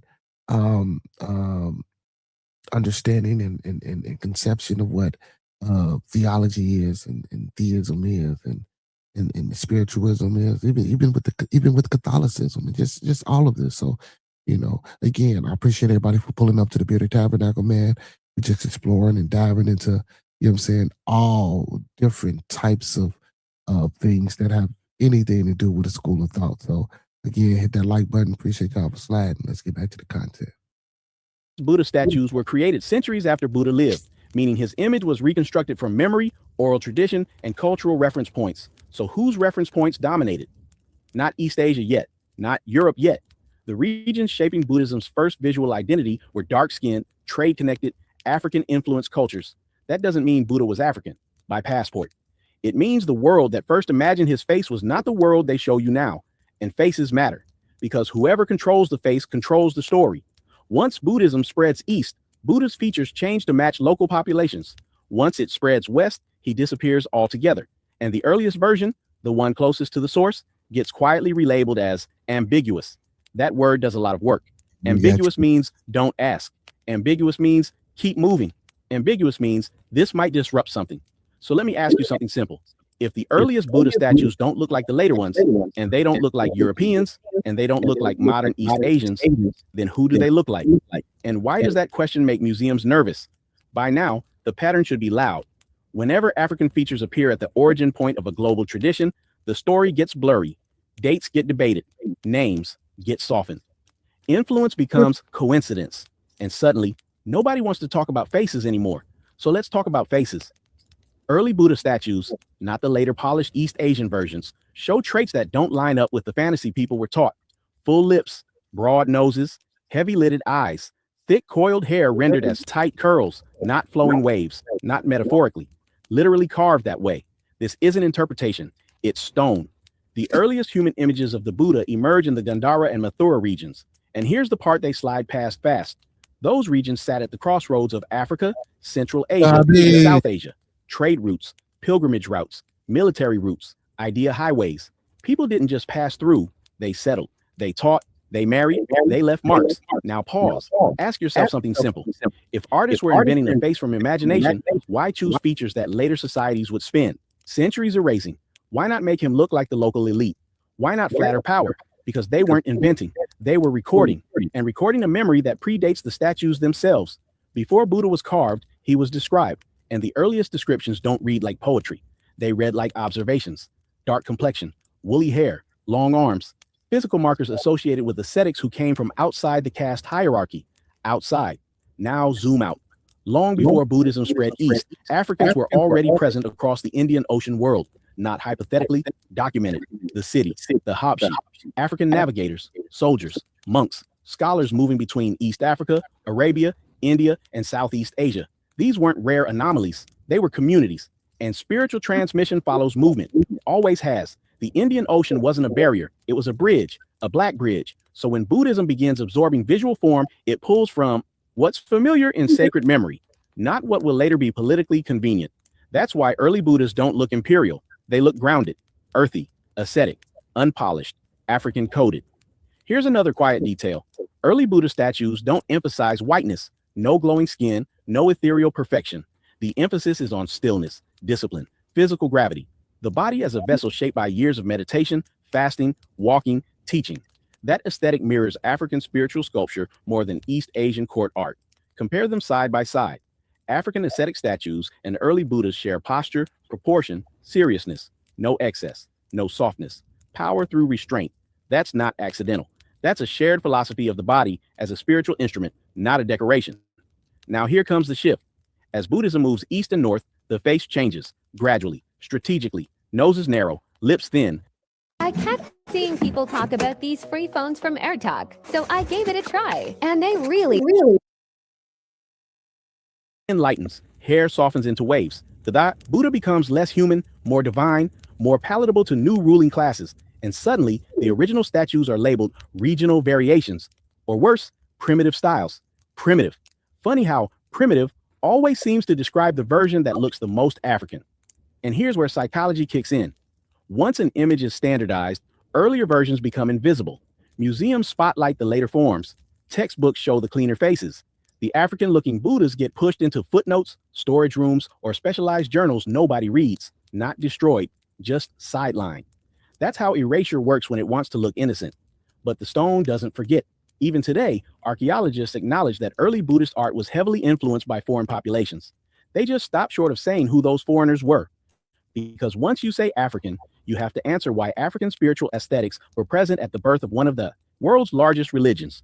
And once you answer that, you have to explain how deep African influence really goes, not as converts, not as followers, but as carriers of knowledge. So the argument was reframed. Instead of who did this come from, it became, does it really matter? That's the final trick, because when identity doesn't matter, credit doesn't matter. And when credit doesn't matter, history becomes flexible enough to bend. But let's keep it real. If the earliest image of a sacred figure looks African and later versions systematically remove those features, that's not evolution, that's editing. And edits always serve someone. So here's the question they don't want asked out loud. If Buddha's first statues preserved African features, what else about early Buddhism has been smoothed over, repackaged, and reassigned once it left the hands of the people who carried it first? And more importantly, who benefits from you never asking? That, by now you should notice a pattern. Every time ancient spirituality gets visual form, Africa is already in the room. And when Buddhism finally allowed images of the Buddha, the first faces carved weren't pale, delicate, or dainty. They were grounded, heavy-lidded, broad-nosed, full-lipped, faces that looked like they came from sun, trade winds, and long-distance movement, not isolation. Here's the part that gets ignored on purpose. For centuries after the Buddha lived, there were no statues of him at all, none. Early Buddhists avoided depicting him as a human figure. They used symbols instead. Footprints, wheels, trees, empty thrones. That wasn't because they lacked skill. It was discipline, doctrine. So when human statues suddenly appear around the 1st century, that moment matters. It means something shifted culturally, economically, and politically. And that shift didn't happen in a vacuum. The earliest Buddha statues emerged in 2 regions at the same time, Gandhara and Mathura. Not random places, not isolated places. These were crossroads, trade hubs, cultural collision zones. Gandhara sat along routes connecting Central Asia, Africa, linked Red Sea trade, Persia, and India. Mathura sat on north-south arteries tying the Indian subcontinent to older Afro-Asiatic exchange networks. These were places where ideas moved fast and faces mixed freely. Now look at the statues again. In Gandhara, you see wavy hair, strong jaws, heavy brows, thick lips. In Mathura, you see broad noses, powerful bodies, deep-set eyes, commanding posture. These aren't accidental stylistic quirks. They reflect the people who were sculpting, patronizing, and normalizing sacred imagery. Here's the uncomfortable truth. Africa was not far away from early Buddhism. Africa was already connected. Axum, Nubia, Egypt, Arabia. These regions were active participants in Indian Ocean trade centuries before Europe mattered. Merchants, monks, sailors, scholars. People moved. Ideas moved. Aesthetic standards moved. And Buddhism didn't spread through silence. It spread through conversation, translation, and adaptation. So when Buddhism expanded beyond India, it absorbed the visual language of the networks it traveled through. And those networks were heavily African and Afro-Asiatic in character. That's why early Buddhas don't look like later East Asian reinterpretations. Those came centuries later, shaped by local climates, beauty standards, and political needs. But the first statues, they sit closer to Africa than Hollywood will ever admit. Now let's talk about something else they downplay. Who funded these statues? Royal patrons, trade elites, power brokers, not starving peasants carving stone for fun. These statues were expensive, labor-intensive, highly skilled, and many of the ruling classes along these routes were dark-skinned.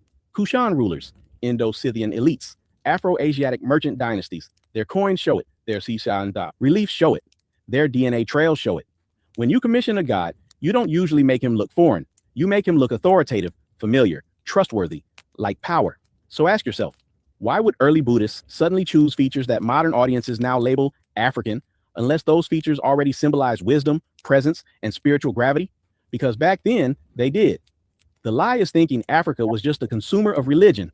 Africa was a curator of sacred aesthetics. The Buddha didn't get an image until the world around Buddhism was already global. And global, at that time, did not mean European. It meant Afro-Asiatic. That's why the earliest Buddhas don't look like porcelain dolls. They look like men shaped by heat, movement, discipline, and long memory. And here's the part that really stings. Once Buddhism moved east and north, the image slowly changed. Noses narrowed, skin lightened, bodies softened. Not because the teachings changed, but because power shifted. The image follows the empire, always has. So when people say Buddha didn't look African, what they really mean is, I'm only familiar with the versions made after Africa's influence was edited out. That's not faith, that's selective memory. Because the first time humanity tried to give enlightenment a face, it borrowed from the oldest visual authority it knew. And if that makes people uncomfortable, good, it should. Because once you accept that Africa helped shape the face of one of the world's greatest spiritual traditions, you have to confront a bigger question. If Africa influenced how enlightenment itself was imagined, what else about spiritual history has been quietly recolored? And why? Here's where the conversation gets real uncomfortable. Not academic uncomfortable, identity uncomfortable. Because the moment you accept that some of the earliest Buddha images looked African, you're not just changing art history.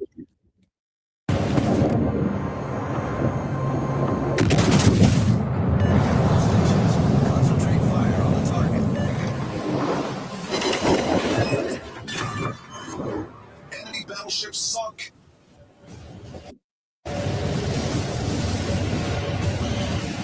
Enemy battleship detected. Enemy submarine spotted. Attention, reporting the target position.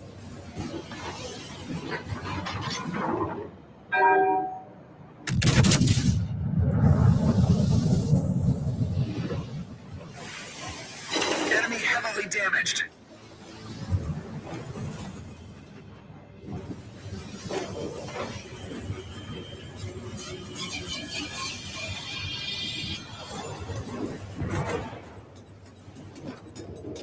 Enemy battleship detected.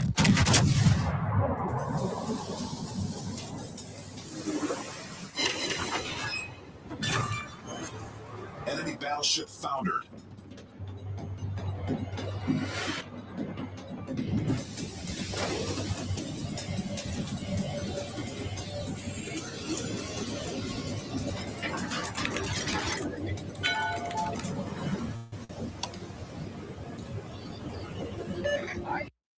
You're shaking the foundation of how people imagine spirituality itself.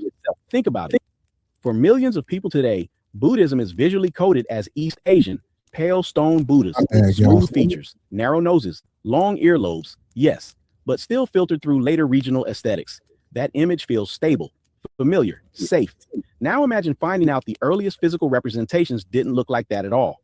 They had broad noses, full lips, tightly curled hair, facial proportions that match African populations far more closely than later Asian reinterpretations. That's not a footnote. That's an earthquake. Because imagery isn't neutral. Images teach people who belongs.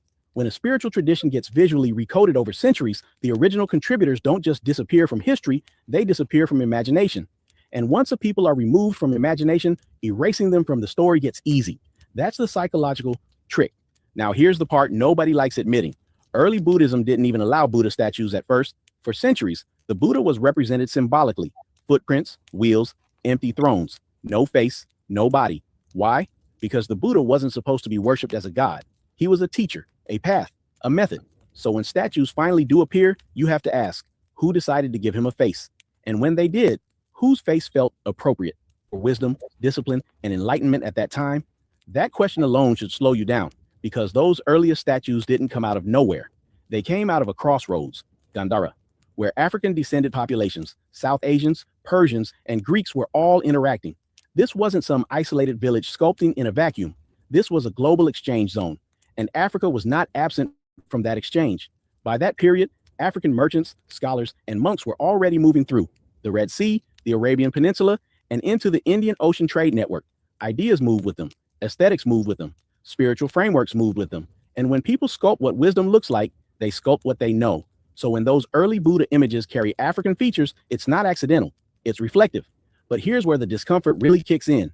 Later Buddhist art traditions slowly changed the face, not overnight, gradually, subtly, over centuries.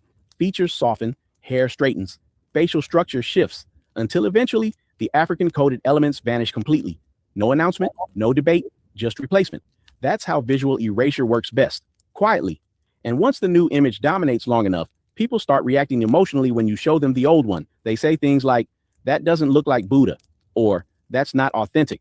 But authentic compared to what? Later versions, or the first, the Zhang ones? That reaction tells you everything, because people don't just defend history. They defend the images that shape their identity. And the idea that African features were once associated with enlightenment, until eventually the African coded elements vanish completely. No announcement, no debate, just replacement. That's how visual erasure works best, quietly.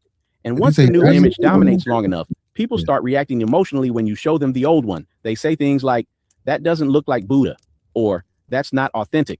But authentic compared to what? Later versions, or the first, the Zhang ones? That Zionist ones. That's what he reaction said. tells you everything, because people don't just defend history. They defend the images that shape their identity. And the idea that African features were once associated with enlightenment, discipline, and spiritual authority threatens a hierarchy most people never consciously agreed to, but learned visually their whole lives. Now let's be clear, before they twist this. Nobody's saying Buddhism is African-owned. That's childish thinking. This is about influence, presence, and contribution. It's about acknowledging that Africa didn't just export labor or raw materials throughout history, it exported ideas, philosophies, spiritual frameworks, aesthetics of wisdom. And those contributions didn't disappear, they got absorbed, then recolored. That's a pattern. You see it in Egypt, you see it in Greece, you see it in Rome, you see it in religion. First presence, then blending, then whitening, then denial. And the denial always comes with the same script: coincidence, exaggeration, fringe theory. But here's the thing. Coincidences don't repeat across centuries and continents. Patterns do. And the pattern here is simple. When African... Again, this video is for entertainment purposes only. You know what I'm saying? Again, it's for entertainment purposes only, edutainment purposes only, informational purposes only. Again, do your due diligence, do your proper vet work and research. You know what I'm saying? Like I always say, go get that second, third, fourth, fifth, and sixth opinion. Please vet, please vet, please vet.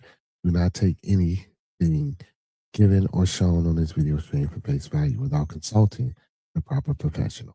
Let's get back to it. Features appear in ancient high-status imagery, later generations work hard to explain them away, not because they're false, but because they're inconvenient. Because once you accept that African-looking figures once represented enlightenment itself, the lie that Africa was only ever behind collapses. And when that collapses, a lot of modern assumptions collapse with it. So the real question isn't whether Buddha's earliest statues look African. They do. That's visible. The real question is, why does that fact make so many people nervous? And what else got quietly reshaped the same way? Because if they altered the face of enlightenment, what else did they edit out of the story? That's the door you just opened. By now, you see the pattern, not because I told you, because once you see it, it won't unsee you. The earliest Buddha images didn't just accidentally look African. They carried African features because the world those artists lived in was African connected, African influenced, African moving. And here's the part they never emphasize. Buddhism didn't rise in isolation. It traveled. It moved along trade routes that existed long before modern borders, before passports, before nationalism tried to freeze history into neat boxes. The Indian Ocean wasn't a barrier. It was a highway.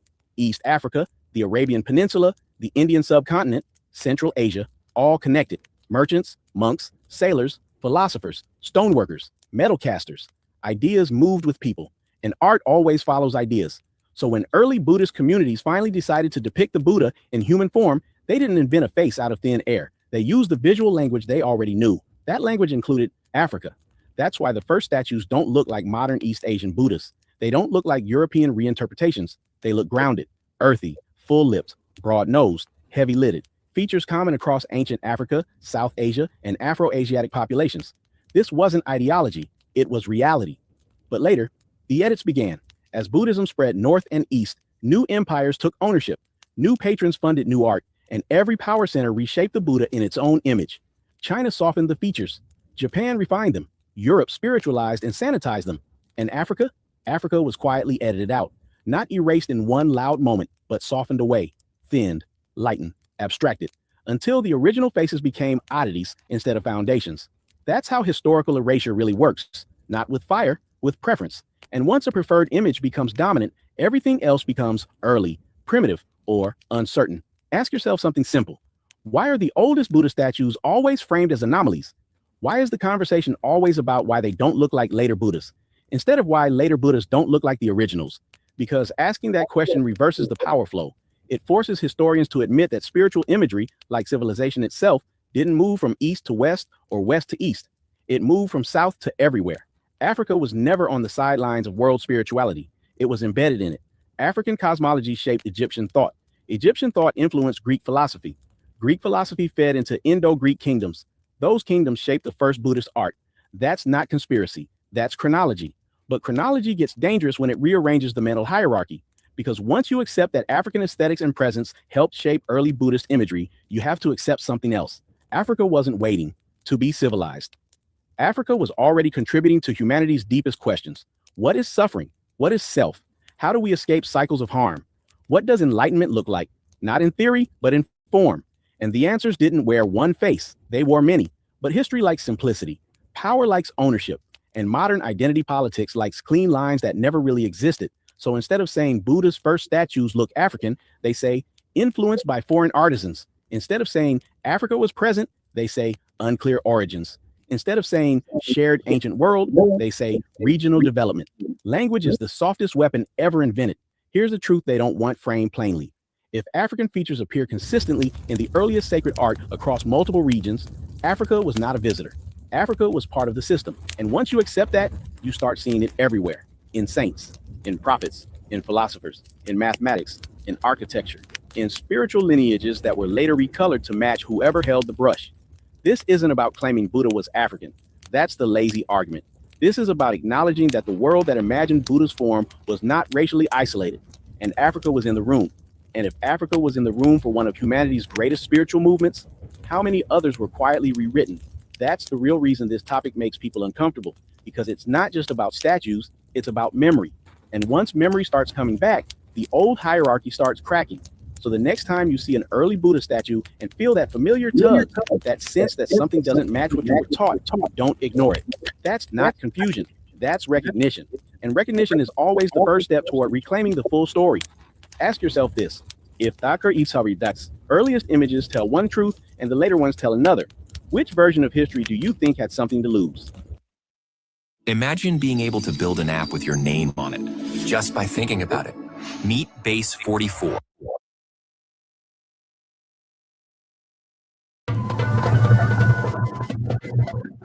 About 10 years ago.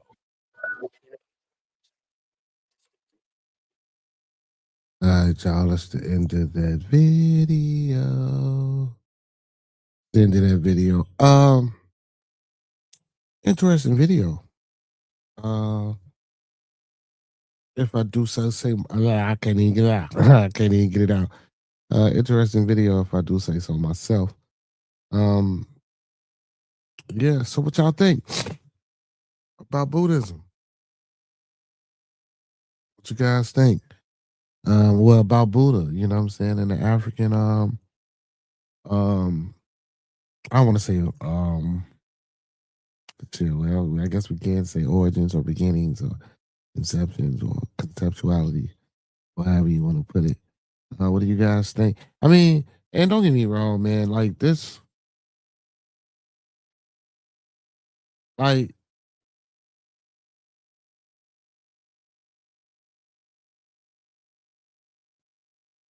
how do I? Everything stems outward.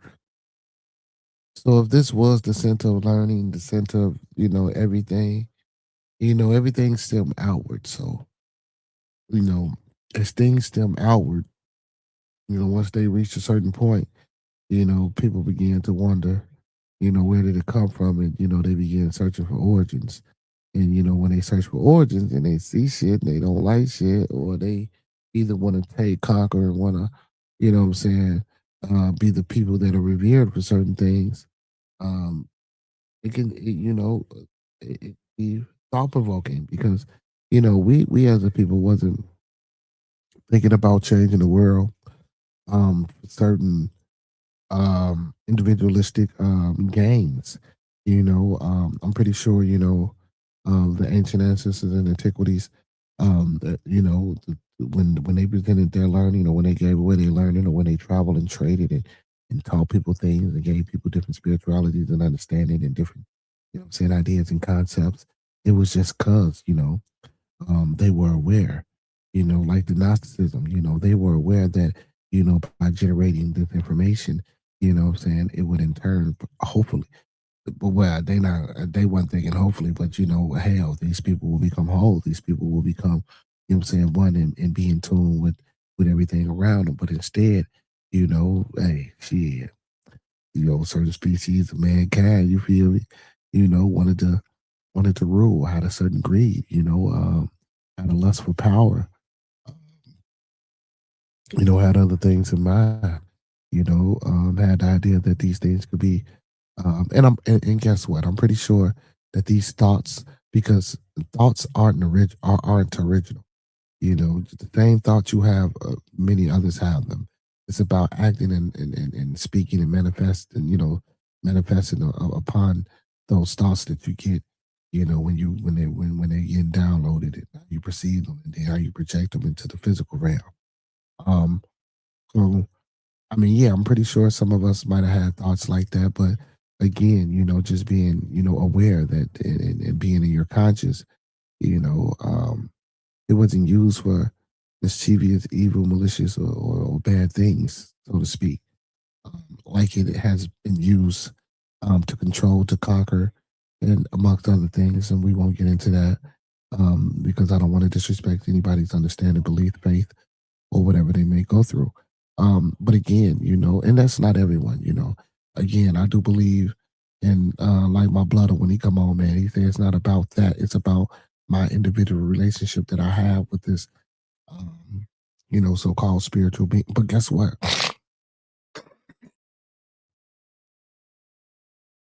Everybody's individual relationship still, it ain't the same. You never know what an individual gonna be thinking about or going through in the thought process. You feel me?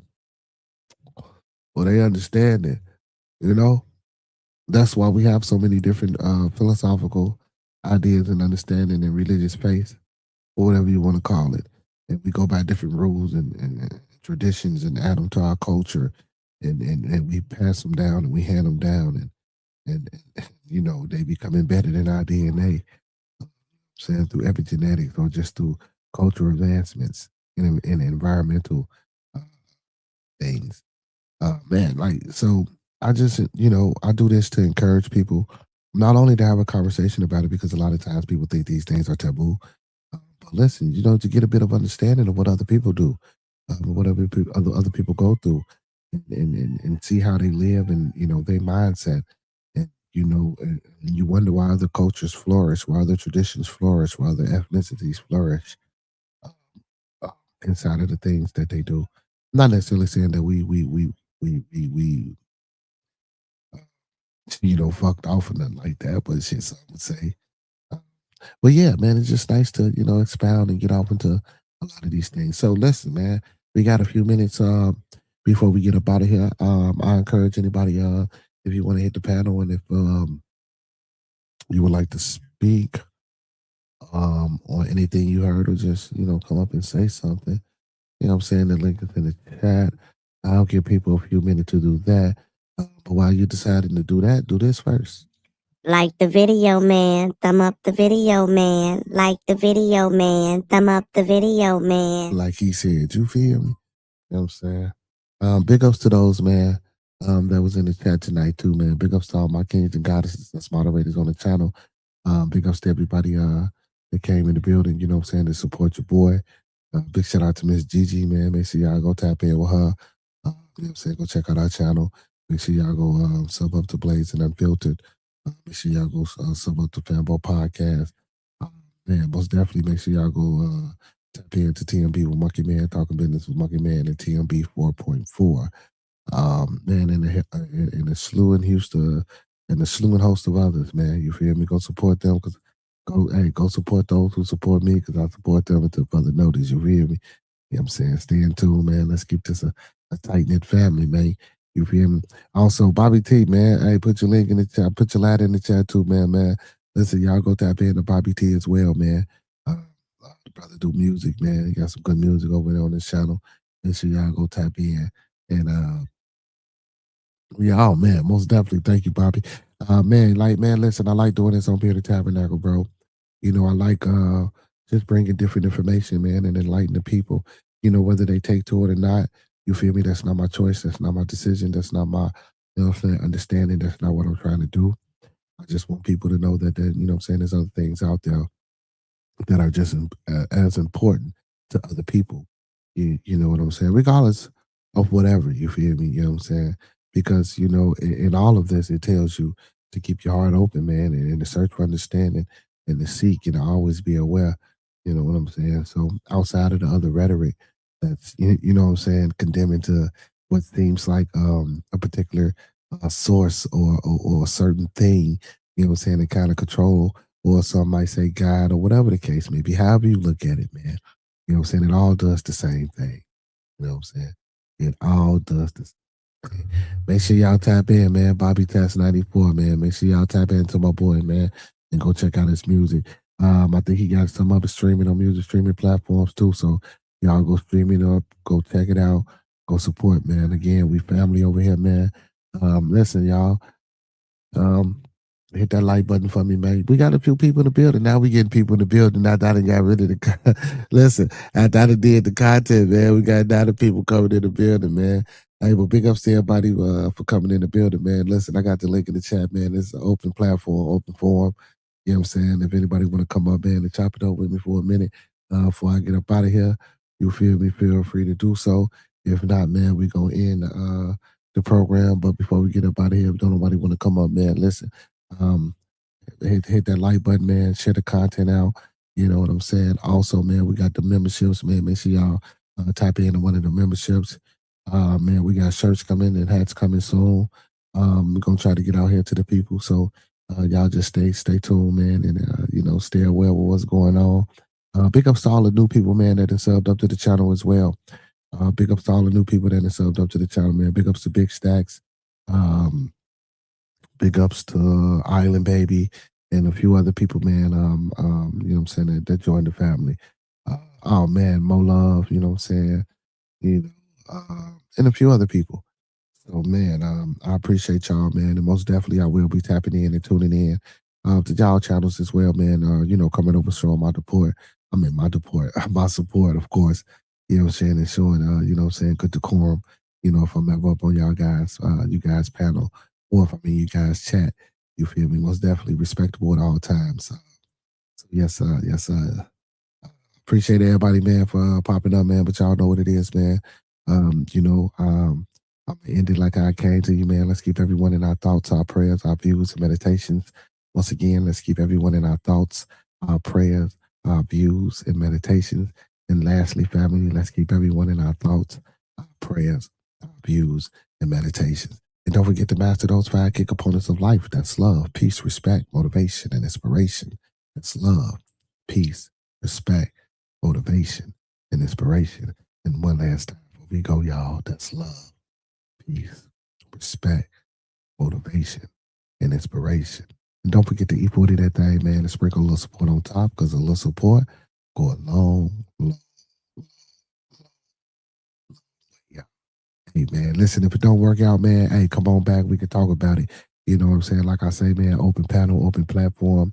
Anybody's welcome. Everybody's welcome. If you need a place to vent, man, I try to provide a safe place, a safe space for people to come and vent. If you need an ear, if you need a voice, or if you need both, we're here for you.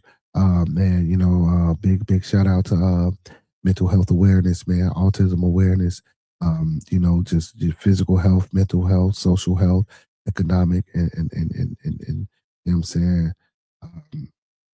educational health, you feel me? Man, y'all know what I like to say, man. Let's pick up the hammer.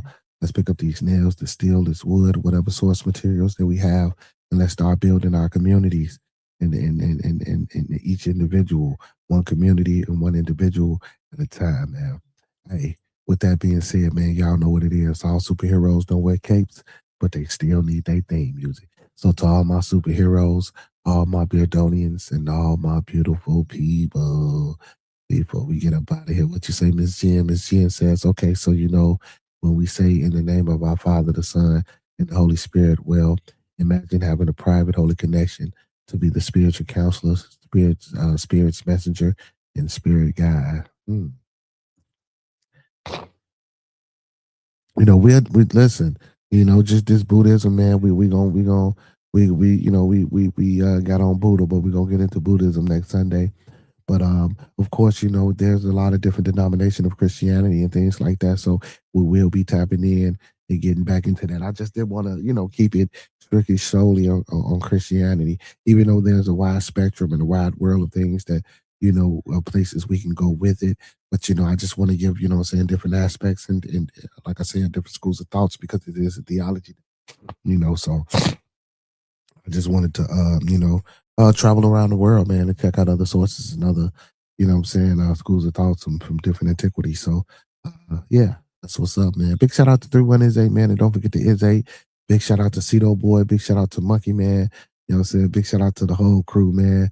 Miss GG for coming in the building tonight, man. Big shout out to my wife, man.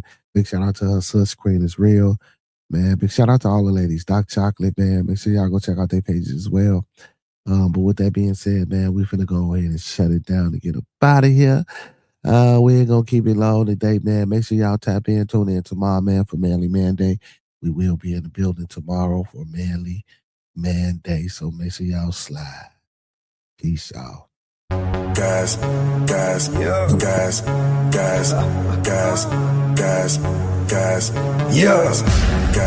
My name is Cedo. You already know that, dog. This the hottest show you gon' find around. If young niggas ain't known, you need to ask around. This is bearded conversation. It's all love and no hate. Around here we good, but we aim to be great. Dip back in the bay, enjoy your Scooby snacks. Around here we just talk about this and all that. We talking real life, every day and every night. And if you need to clear the air, you can bring your wife. We got church on Sunday, that's on the west side. We got virtual reality, in case you're scared of outside. See, we got what you need, and that's guaranteed. The best thing about it is absolutely free. Bearded conversations, all love ain't no haters. Enjoy Scooby snacks while we get back to the business. Don't matter if you black or white, who you think is wrong or who is right. These are just opinions, some inside from a different walk of life. Yeah. See my name is Cito. Hit that like button. Share, subscribe. Buy this man a coffee.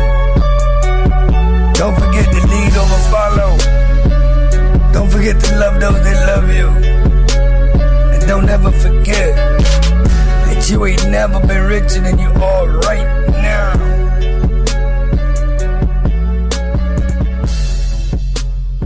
Like the video, man. Thumb up the video, man. Like the video, man. Thumb up the video, man.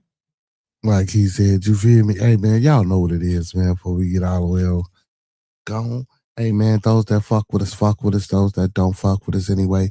And don't forget, y'all, when we come together, may we always meet on a level. Once we in each other's presence, may we always be humble and plumb. And when we leave each other's presence, may we always part on the square. Some more to be, some more to be, some more to be, so may it be, family. Hey, man, we out of here tomorrow. Hey, till tomorrow, y'all, Manly Man Day, man. We live every day at the strong, 9 p.m. Central to 11 p.m. Central Time, man. Same black time, same black channel. Y'all come black now, yeah? Hey, guess what? If you talk black to me, I'll talk black to y'all. Peace.